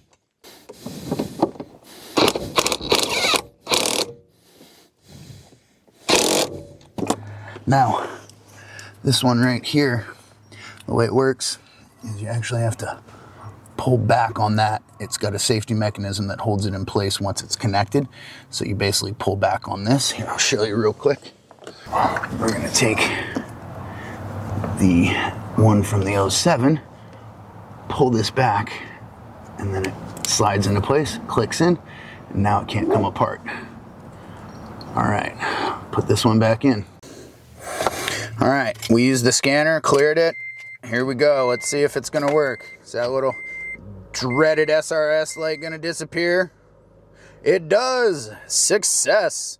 The SRS light is gone. It's like when you solve a puzzle and the reward is knowing you're slightly less likely to launch into space in an accident. Well, that's it for today's episode of Cheap versus Steep. We got the pesky SRS light fixed in this Honda Element and we got it rolling back on the road safely. So be sure to like and subscribe and press the notification bell. Also, let us know in the comments down below if you have any other ideas for cheap versus steep car part episodes that you'd like to see us work on. And remember, safety first, wallet second. So, you got a Honda, you got a manual transmission. Does your clutch feel like you're shifting a spoon in lumpy oatmeal? Or like me, even worse, you gotta pump the thing 5 times before you can even get it into first gear? Well, you, my friend, have the telltale Honda clutch problem. So before you throw big money at replacing the clutch, why don't we take a look at 4 mods that you can do that won't break the bank and might make your entire life a lot easier. And if you stick around to the end, there's even a bonus one. Also, we're gonna rate these modifications and upgrades into 4 different categories. Those categories are gonna be cost, ease of installation, whether or not it actually makes any driving difference, and of course the cool factor. Let's do it. So today I'm working on a Honda Element, but if you have any Honda from the mid-2000s, you're gonna find that it's likely a K-Series 4-cylinder. This includes the Acuras like the ILX, the TSX, and the RSX. But any of these cars primarily are gonna be the same motor and transmission layout, so working on these is all about the same. So you got any other vehicle that's a Honda, this still applies. Now my car has been having a progressively worse clutch feel to the point where sometimes I can't even put it into first gear, can't put it into second gear sometimes, downshifts might be a little rough, and it generally is just getting worse and worse. I've actually replaced the clutch master cylinder and slave cylinder on this when I first got this vehicle, and within 10 to 15,000 miles, it's already trash. So just about any of these 4-cylinder K-Series cars from the 2000s, on their clutch master cylinder, they actually have a restrictor. It's a triangular diaphragm built into the clutch master cylinder that actually is there for economy, to ease with shifting, but no one wants that. We want to bang out some sweet shifts. But my car is almost 20 years old, and that little plastic diaphragm and all the other rubber components inside of this clutch system, they gotta go. Also, after doing my research, most people would agree that any of these that you would find from a fast food auto store, Craig and O'Reilly's, Napa, whatever, they all suck. It doesn't matter.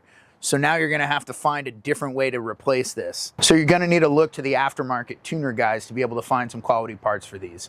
There's a ton of them out there, more about that later. Right now, let's get started. We're gonna go ahead and we're gonna pull the battery tray and possibly the air box so that we can get to the clutch master cylinder system, as well as all the other parts that we need to upgrade in here. Let's get at it.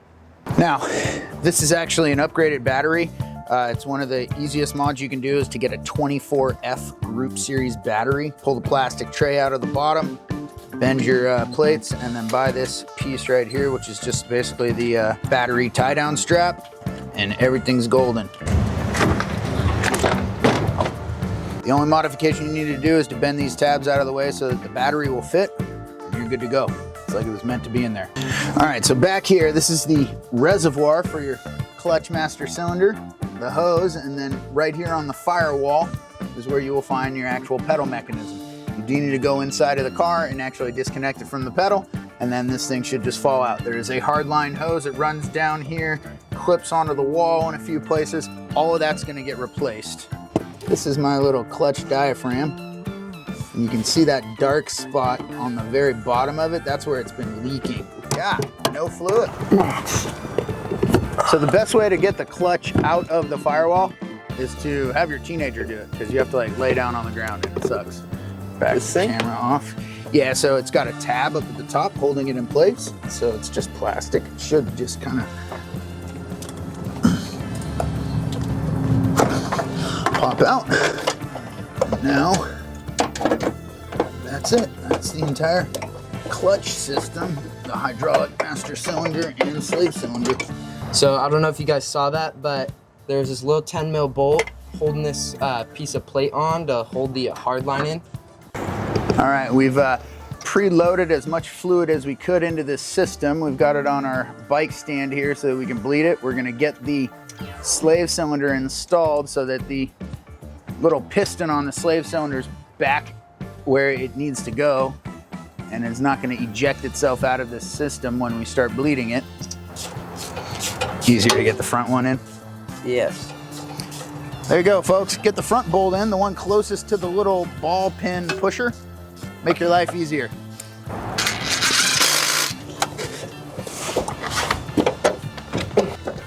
I'm in position. Good thing those element seats lay down flat. Unfortunately, the boy dropped the 8mm wrench somewhere in this nether region right here where the latch is. And we can't find it. You're blaming it on me. Of course I'm blaming it on you. You're younger than me. Got our new slave cylinder in. Got that thing greased. Got our new 3N hose.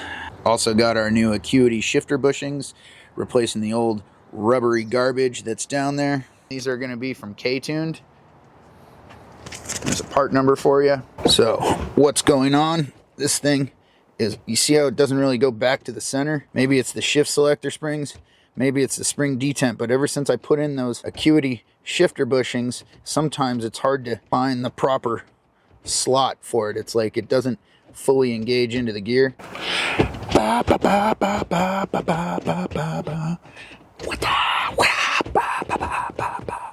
The spring detents are the ones that make it go into gear like that, pretty loose. All right, got to pull this motor mount. Looks like might be a couple of 17s or 19s.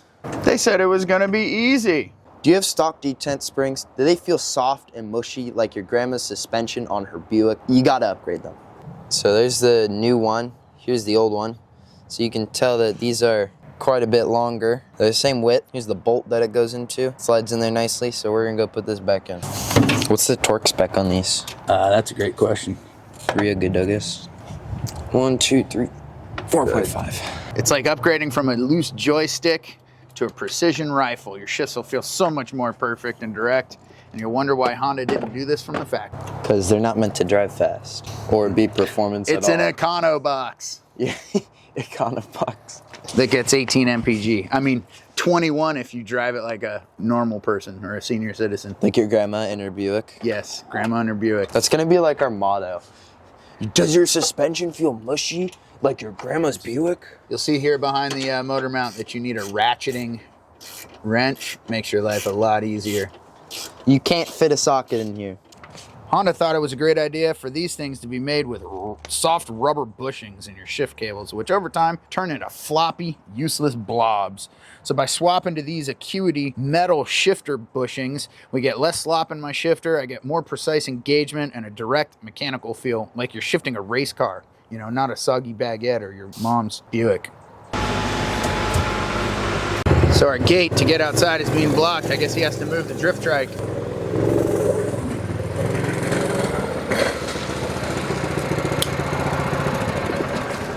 Future video on this coming up.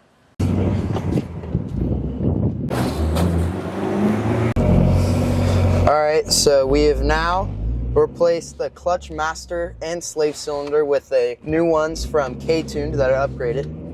We have done the detensioner springs, which make it so that shift is more crisp. Oh yeah, we did the Acuity shifter bushings, so so time much to test it. What's up, K-Series crew? If you made it this far, thank you, and today is your lucky day. We're breaking down 4 clutch-related upgrades that you can put into your K-Series or your K-Swap, and we're ranking them against 4 categories. Some are cheap, some are tricky. Some will make your car shift like a dream. Some, not so much. So let's find out which mods are worth your wrench time and which ones should stay in your Amazon and eBay cart. First up, we got detent springs, the unsung heroes in your transmission. For just 25 bucks, you get a sharper shift gate feel, like you just added Red Bull into your synchros. And the install, not too bad, about a 7 out of 10. Basically, just remove the transmission motor mount, remove some end caps, and swap in some springs. It's not brain surgery, but don't sneeze unless you want to play Where Did That Spring Go for the next 2 hours. This is a killer mod. It's like an energy drink for your shift feel. Coming in at 75 bucks, shift cable bushings from Acuity. This is the I Swear It Feels Different mod. They replaced those soft rubber bushings at the end of your shift cables with solid metal ones to reduce flex. So did it transform the driving experience? Kinda. It's like adding hot sauce to a bland pasta. Technically it's better, but you're still kind of disappointed. So, not a game changer, but you know, hey, at least you did it and now you can flex like you're a true Honda boy.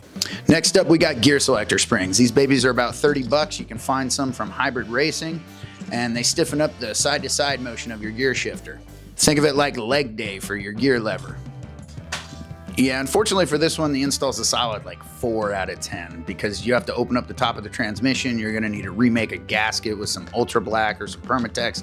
Most people would use Honda Bond. It's a flex to say you did it, but for day-to-day driving feel, you won't notice much difference. I'd say track rats or someone that's really pushing their K-Series might notice it, but for day-to-day driving, your wrist probably won't notice it unless you're really pushing your car. Now, stick around to the end and I'll give you a bonus option that's even better than these cheap $30 springs. Finally, the heavy hitter, a clutch master and slave cylinder combo. There's plenty of aftermarket companies that make these. I picked mine up from K-Tune. So at 250 bucks, this isn't really a budget mod, but man, oh man, does this change the feel of your vehicle. It's like a night and day difference. Getting rid of the stock Honda master cylinder that has the shift diaphragm in it that slows everything down, huge difference. Once installed, which is like a greasy, oily 3 out of 10 on the install scale, your clutch engagement will be smoother, quicker, and overall just more confidence inspiring. Plus, it looks super cool when you pop the hood and someone can see that sweet K-Tune master cylinder sticking out. This one is the MVP. It's like switching from drum brakes to Brembos for your left foot. So are these clutch mods worth it for your K-Series beast? If you can afford the budget, go all in. But if you're balling on a budget, start with the detent springs for 30 bucks. You'll thank me later. Catch that sweet VTEC, yo. And as a bonus option to round out this list, if you have the money, spend another couple $100 and get yourself a short shifter. You can find this Buddy Club short shifter for an EP3. I found this one for my Element for $199. It is a shorter shift, but who cares? That's not what this is about. This is about replacing the 20-year-old springs that you find inside of your current stock Honda box. They're just worn out and old. You got to get rid of them. This thing flies back. And like I said, when I was talking about the gear selector springs, this thing is going to do way more for you than those are. So replacing the 20-year-old Honda Econo box and getting rid of that slop, definitely worth it. There's also bushings that go around this device, and you can find some solid metal bushings if you want to stiffen it up even more. So smash that like button harder than you hit second gear, and let me know down in the comments below which one of these K-Series clutch mods was your favorite. And as always, thanks for checking out the channel. We'll see you in the next one. Next up are gear selector springs. These babies are about 30 bucks and they stiffen the side to side motion of your gear selector. You can't do that. Why not? What's up, YouTube? Welcome back to the channel. We are here to fix the problems that Honda should have fixed from the very beginning. No, you can't eat my microphone. No microphone eating. Got a sloppy shifter? Feel like you're shifting your car in a bowl of lumpy oatmeal? Today, we must discuss the biggest fear of any manual transmission owner, including Honda's. Will my vague, sloppy, am I even in gear stick shift fail, or is it gonna leave me stranded? Yep, we're talking about manual transmission wear. Over time, bushings, they wear out, shift linkage gets sloppy. You're just gonna end up with a car where you're missing shifts, like you're wondering, is this the first time I've ever driven a stick shift before? Well, fear not, we've got the cure for you. Behold, the Buddy Club short shifter. It's about $200 online. There is a Revo Technica that you can get cheaper on eBay for about 100 bucks, but this thing promises shorter throws, crisper shifts, and just a general overall new driving experience for your Honda Element all-wheel drive. And today, yes, we're gonna install it.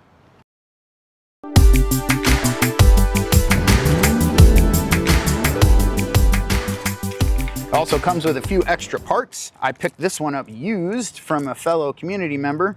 These plates that you see here, these 4 holes, they actually can take a rubber bushing from the factory, and these are some metal bushings that are supposed to make it a little bit stiffer of a feel.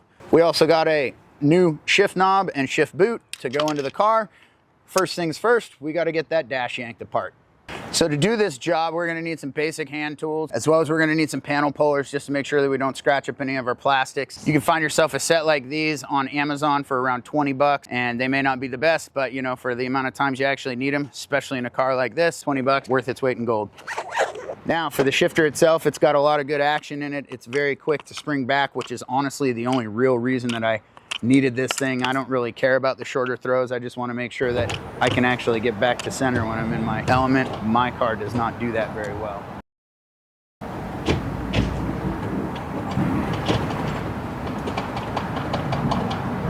All right, we're also going to be doing a 6th gear delete on this vehicle. There we go, no more 6th gear. All right, so here we are in 1st gear. We're gonna get a baseline of how far the throw is on this super janky, original 180,000 mile manual shifter. Looks like it goes from about 4 to about 6.5 or 7, depending on how we're gonna measure this. It's gonna be the same-ish in each of these gears. So the first thing we need to do is get all of this paneling off. First things first, we're gonna get the shroud around the stereo off.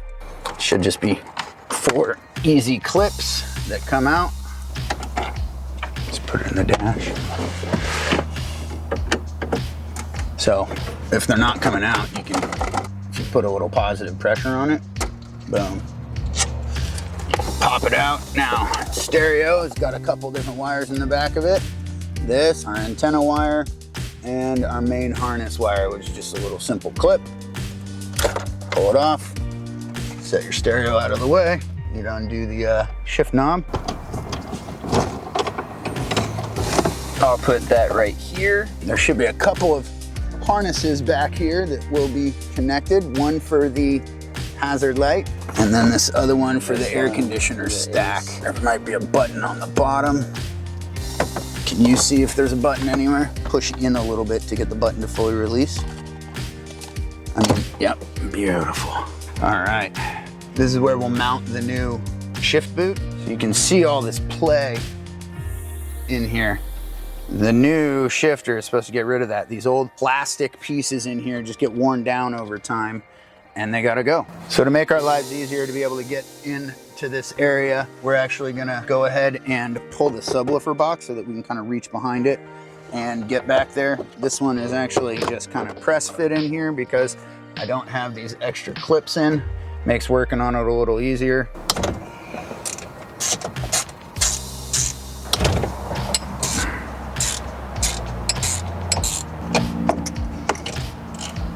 Yeah, I think we're gonna want to pull this subwoofer. A couple bolts down here on the back side. So the subwoofer has 2 bolts on each side, as well as we're gonna need to move this whole panel aside so that we can actually disconnect the shift linkage out of the bottom of the device down here. So let's see if this thing will move.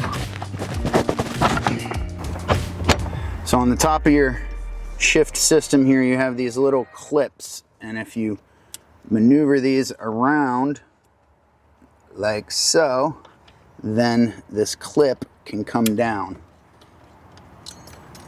Try not to lose your clip into your car. Be sure to retrieve it, put it somewhere safe. You can see that that just basically fell right off of there. All right, so the clip is off. You can see it right here. And now I'm gonna take this clip and just slide it down, or out of the way, however it needs to come off. And then this thing should be loose. Now, the only thing still holding it are these shift cable linkage connectors way down here. So these things, you need to twist them off. They twist and then kind of come out on an angle. Be sure not to kink these or do anything funky to these, and pull it out. Easy as that. There are some tabs that are getting in the way right here. So I've had to kind of finagle it out of there, but once you get it, it just pops out. And oh my gosh, this thing is sloppy. The proof will be in the pudding. I really didn't care much about the fact that this was a short shifter. All I really care about is that this thing's gonna go back to center when I ask it to. And this one is just tired. You can see this way, it doesn't really wanna go back to center all that well. Put a little tension on it, doesn't work. So let's get this one installed and see if we're any better. Nope.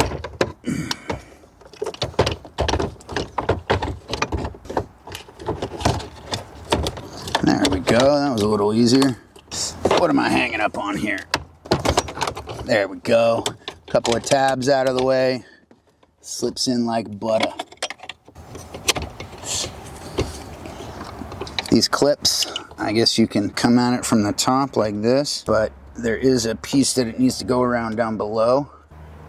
You can see this little side channel here. This piece goes underneath it, and then that's how that snaps in.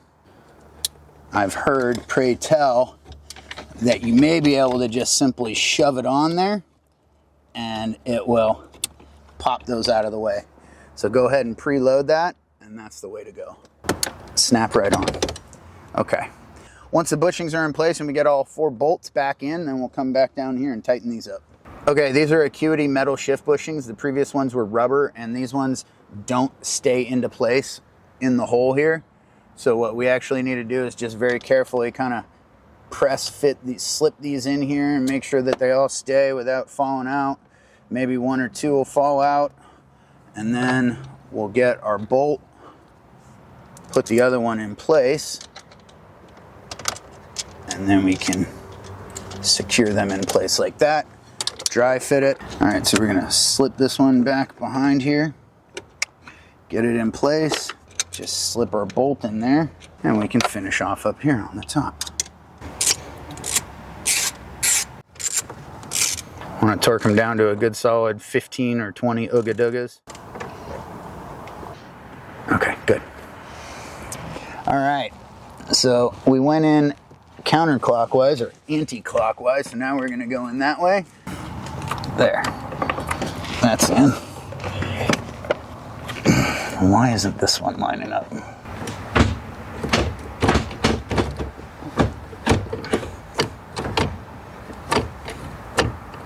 All right, well, apparently that's it. We got it installed.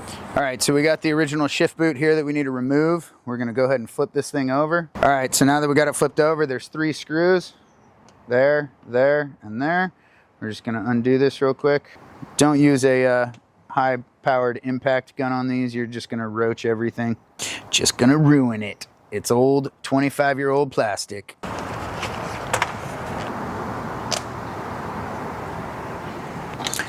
So once this ring got pulled off of the old rubber boot area, kind of looked like this. Well, now we need to figure out how to attach the new one to this. So what this gentleman did that had this previous to me is he just basically took these and screwed right through the leather into the console, and that must have gotten it working for him, because that's the holes that I see here. So this is what this is going to look like. I got my screw going through on both sides, and then I'm just going to screw this down into the bezel, get it at least through the leather so that it's all holding everywhere. Oof. Don't rip your leather, folks, like I just did.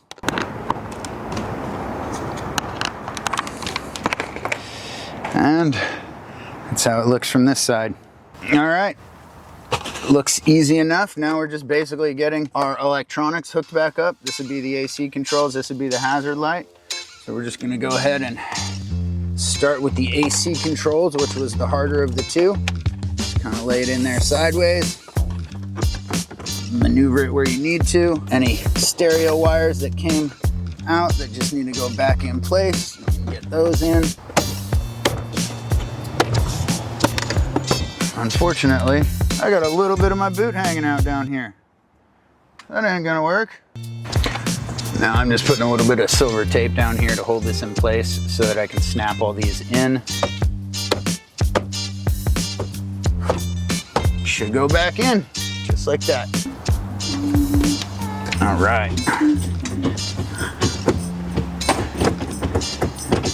Still doesn't want to return to center, but oh yeah, that throw is definitely shorter. 4 bolts going back in for the subwoofer. Should just slide back into place.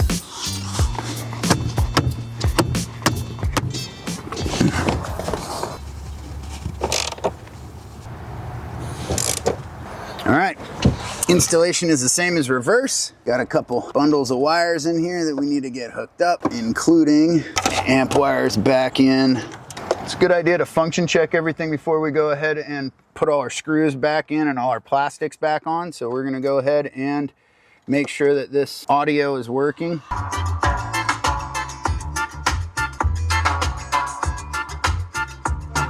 Everything appears to be working. Next is gonna be our bezel. It should just pop back into place like so. Subwoofer body goes back on and we are good to go, my friends. Okay. Wiggle is still there. Throw is definitely shorter. Definitely feels more direct. 3.5. It's about an inch shorter of a throw. Maybe an inch and a half if you count the top side. Definitely the throw used to go to around 7. Throw is definitely shorter. Still got some play in it, but you know, what are you gonna do with 180,000 miles on a vehicle? Let's take it for a drive and see what she's like. All right, so we're on our first test drive with the Buddy Club short shifter.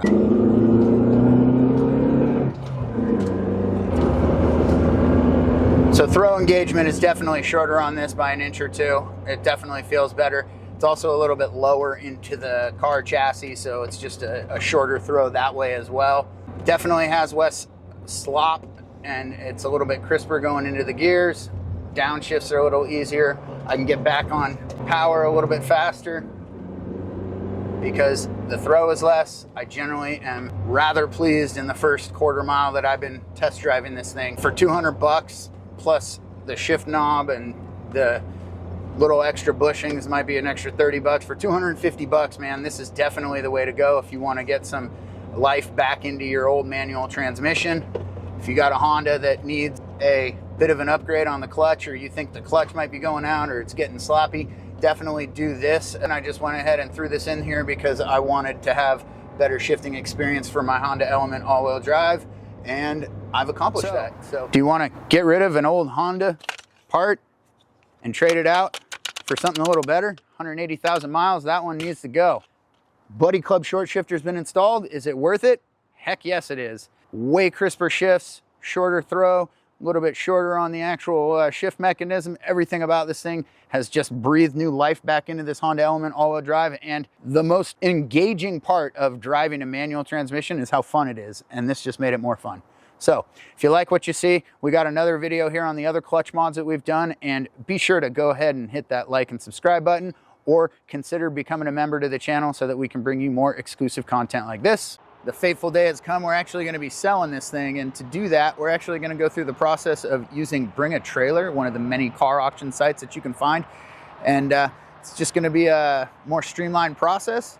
It's going to be a 7-day auction, no reserve. So if you're interested in taking a look at this beautiful Honda Element with the e-camper on it, go ahead and check out the auction. As part of the Bring a Trailer service, we actually get a professional photographer to come over and do some shots for us. So you'll see a gentleman by the name of Kofi in the background.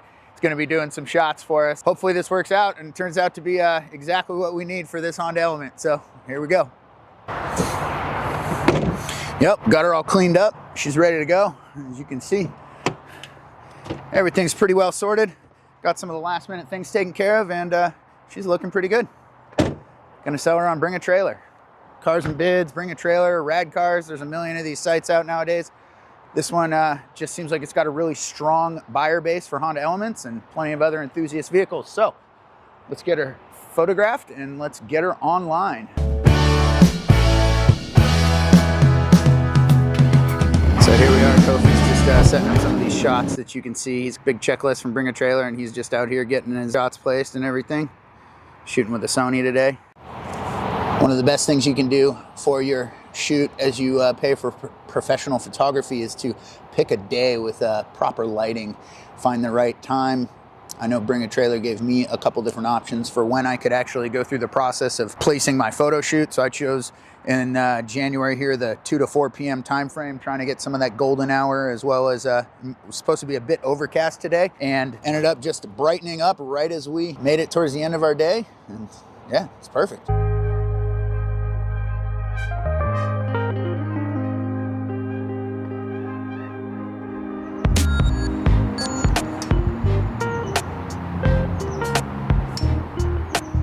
Of course, they are going to say let the professionals do their job, so I'm just going to go ahead and kind of hang back, stay out of the way, let them use their professional skills and take care of this bad boy for us.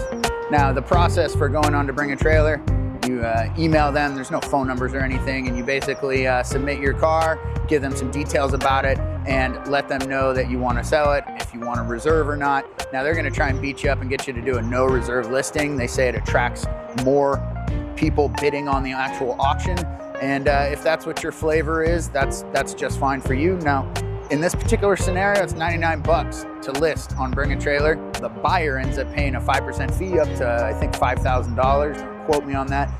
From the seller standpoint, I chose to go with the extra $330 and have professional photos done. If you go onto these sites, and you can see that there's a particular style for all of their photos, and it just makes your life a lot easier. Let them do the work. So again, we're gonna just kind of let him do his thing. They'll do photo shoot, they'll do video walk around, they'll do just about everything to ensure that they catch your car in the best light. We were very lucky to pick a good spot here. They don't want any grass on the ground or anything like that, so you actually want to choose a nice empty parking lot.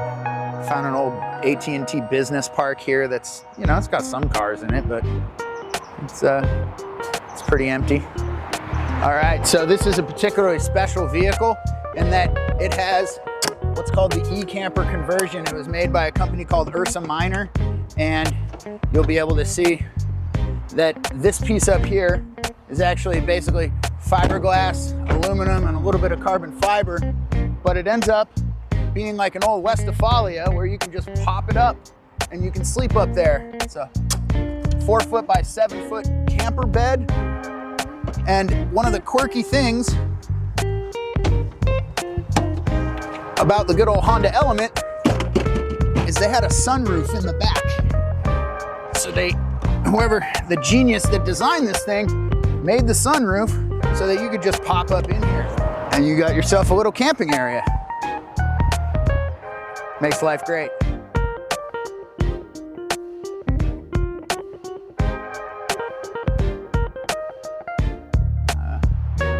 Doing a pretty good job. Hopefully everything is well documented. Gonna miss the Ursa Minor camper. It's been a great vehicle for us. My kids learned a lot, I learned a lot, and we love it. So hopefully the next person gets as much enjoyment out of it as I did. So is bring a trailer worth it? I don't know yet. We're gonna find out. It's gonna be pretty quick. Hopefully, they say it takes about 3 weeks. Like I said, they either really like my car or they just need more vehicles up there, because they contacted me within the day. I had a photographer scheduled within 24 hours. I had a shoot planned within 48 hours. Here we are 3 days later, and they're gonna take this car and post it. They say 2 to 3 weeks, but I have a feeling it's gonna be a little quicker. And if you go on to Bring a Trailer's website, there is over 100 of these things that have sold on there. I mean, some of them, there's one up there right now that has 13,000 miles on it, and it's going for over 20 grand. So we're hoping that this one with this $7,500 option on top of it is gonna get its, get what I'm looking to get out of it. Bidders galore. Hopefully it goes for way more than I want. We'll see. Honestly, this entire experience of trying to build a YouTube channel, working on vehicles that I love, and getting them onto the next owner as you run them and drive them and work on them for about a year. It's been a really unique experience, and I'm really enjoying it. My kids are learning a ton as they come along this journey with me, and hopefully Bring a Trailer will be a trusted resource as we move forward in doing this. I'm really looking forward to it. It's been a great experience, and let's keep it moving.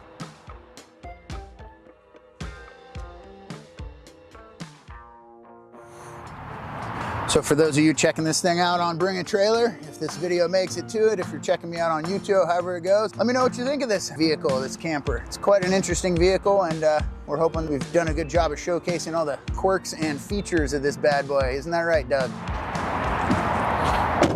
One of the final steps that they're gonna do is they're gonna get a walk around. They're gonna do a couple short 30-second clips, exterior, interior, underside of the car when the engine's starting, when it's running. Let the videos speak for themselves. Gotta get me one of those gimbals, man.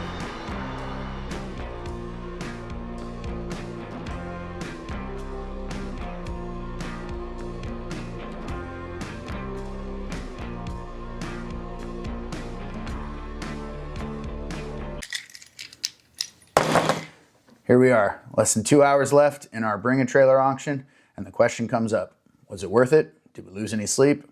And is this still the market to sell your Honda Element? Let's find out.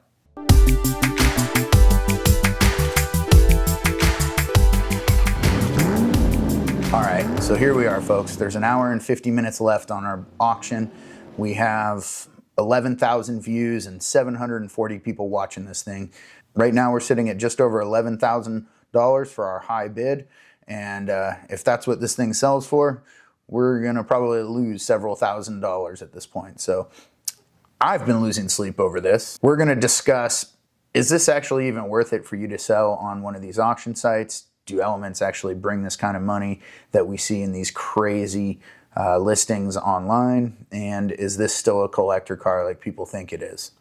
For starters, it's a 2003 Honda Element. You can see it behind me there. And this one right here, this Honda Element has a special e-camper on top of it. You can see it behind me, but it's about an $8,300 option from a company called Ursa Minor Vehicles. They make them for Broncos, they make them for Jeeps, and they make them for Ford Transit Connects as well as the Honda Element. These camper tops only add about 130 pounds so that you don't really lose gas mileage. It's a great option, and you get to sleep up on top. That being said, this is about whether or not Bring a Trailer or auctions are worth it, and whether or not Elements can actually sell for the amount that people are looking to get for them. This one's had a bunch of work done. I completely redid the suspension. You can see it in a few pictures coming up. We still have 2 hours left, hour and 50 minutes. We're gonna find out, but like I said, I've been losing sleep over it. It stayed at around $5,000 for much longer than I thought it was going to, and it finally in the last day, last night in fact, got up to around $7,500. Around 11:30 it got up to $8,500, and this morning it's jumped up a little bit more. Final bidding really happens in the last hour on these auction sites. You can set a reserve. Bring a Trailer may try and convince you otherwise, that maybe it's a better option to do a no reserve, meaning that anyone can purchase it at any price, or that you can set a reserve and you can put a stated amount. If it doesn't sell for that, then you don't have to sell your car. So right now in February 2025, the used car market is doing a bunch of weird things. It really depends on the car you have. But with the new market and new vehicles coming in at an average of around $35,000 to $45,000 for any decent new vehicle, many people don't really want to spend that kind of money on a new vehicle. So they look into the used market. So an all-wheel drive, reliable Honda, decent gas mileage vehicle that you can put your family in, has airbags, and can be used as a utility device, such as going camping or storing stuff in the back and working out of it, it's pretty desirable. Now, the square boxy thing is kind of coming back. You can see it in the Santa Fe, the Range Rover, the Bronco Sport, and the Honda Element, as quirky as it was, has just had this weird niche look for a long time, since the early 2000s. Seems like it's coming back in vogue, like Kendrick Lamar's bell bottoms. Who knows? So should the Honda Element be something that you look for as a car? If you don't know what it is, it's probably not for you. If you do know what it is, you're probably sitting here thinking, wow, I can't believe this thing is that cheap right now. Let me know down in the comments below what you think this thing is going to sell for before the end. Hopefully I get exactly what I'm looking for out of this vehicle. I did have some offers online before I actually put it on Bring a Trailer, so I'm hoping I at least get up to that level that I had. Right now I'm nowhere close to that, so like I said, been losing sleep over it, and I'll let you know at the end here if this is going to be worth it or not. Oh my gosh, we have an hour left and it hasn't moved. It's still at $11,000. Help! I'm gonna pull my hair out. Make it work. Help! Are you gonna help? Are you gonna place a bid? Do it. Place a bid. Well, there's 20 minutes left and it hasn't moved. So I'm pulling out my non-existent hair, and I'm hoping that I don't lose thousands of dollars on this deal. The no reserve that Bring a Trailer convinced me to do because it would attract more buyers was great, but it doesn't seem to be working out well for me right now. Hopefully in the end, everyone's made whole. If not, someone's gonna win a sweet car. Well, holy crap, this is stressful. 11 minutes left, and it looks like I'm gonna lose between $5,000 and $7,000 on this vehicle. Even at the $50 an hour of me doing all this work, I put in over 100 hours worth of work. That's a good $5 grand, as well as the $4,000 plus I've spent in parts. And yeah, gonna lose my shirt on this one. So I am not well suited for this type of stress. Man, I'm gonna lose the shop. My wife's gonna kill me. Oh, this is gonna be terrible. I don't know what to do. Honestly, I don't. Nothing I can do at this point. 2 minutes and 50 seconds left and no one's bidding on it. Hasn't moved in a couple hours. I don't get it one bit. It's a sweet car. Oh, come on. Someone bid on this thing. 12,300. 12,300. Okay, someone bid on it at 2 minutes. Let's see if it keeps going. That extends it, right? I guess not. Another 2 minutes left. Who bid on this thing? Volsky, a new bidder, a third bidder. This is not the last two guys that were battling it out. 1 minute and 30 seconds left. Another bid, 13 grand. Oh, woo, stressful. That extends it, just for those of you that don't understand. Here on Bring a Trailer, every new bid will extend it for another 2 minutes, or at least push the end out another 2 minutes. So that jumped it back up to 2 minutes. Oh, here's another 13.3. Volsky wants this thing. I think my hair is actively falling out as we're doing this. If you're looking on your phone, Bring a Trailer doesn't like to update very well. I mean, we got 12,000 people that have viewed this thing, 740 watchers, and we're up to 13,300 right now with a minute and 15 seconds left. I'm only losing 4 grand right now. 18's my number. There's another bid. Let me refresh that one. What do we got? 13,750. Oh, Chunky Monkey came in. We're at 14. I'm telling you, man, I'm not suited for this. This is not easy. I just want to make my money back and get what I need out of this car. I feel a little better at this point. Oh, here they come. 14,250. 14,500. Okay. Whew. 15 grand. My golly. Zounds off to the races, someone says. Minute and 30 seconds left. It keeps going, like I said, every time someone bids, there's a new little spot. But, yeah. 15 grand. We're sitting at 15 grand right now. Phone, go away. No, you can't bid. Oh, someone, you got your 15 grand. Congrats. Looking forward to seeing how this finishes. Too rich for my blood. There's a gentleman that was going to come from San Francisco and look at the car. It's up to 15,250 at this point. 15,257. Appreciate you checking it out. Thanks again. I thought this was going to be a car that was going to go for 20 grand. Honestly, I had an offer at 18 on Facebook Marketplace and I said no. Not going to do that in the future. Take the quick nickel or a slow dime, take the quick nickel. 16.5. Okay, now we're talking. Now we're getting a little bit closer to what I was hoping for. Don't have to eat tofu tonight. We can actually have some steak. I'm a little bit closer to my number, so I'm feeling a little bit better. The stress level has dropped. So thank you everyone for checking out this car, checking out my YouTube videos. This has certainly been a quite an experience. Minute left here on this auction, and I just want to say thank you to everyone. I personally think it's a really good vehicle. My kids and I did a ton of work on it. We put over 100 hours into this thing, and it has been a labor of love. We love our elements. This is my third element, and we did the most work on this one that we have at anything else. Stereo's amazing. Suspension's amazing. Drives really well. This has been a stressful thing. Hopefully it works out. 10 seconds left. All right, well, I guess I'm gonna be $2,000 under my bid that I was gonna get, and it is done. 2 seconds, 1 second, and sold for $16,500. Should have taken my other offer. So maybe this video is gonna be named How to Lose $2,000. Thanks for coming along on this ride. It was not great for me, and I don't think I'll be doing this in the future. Yay.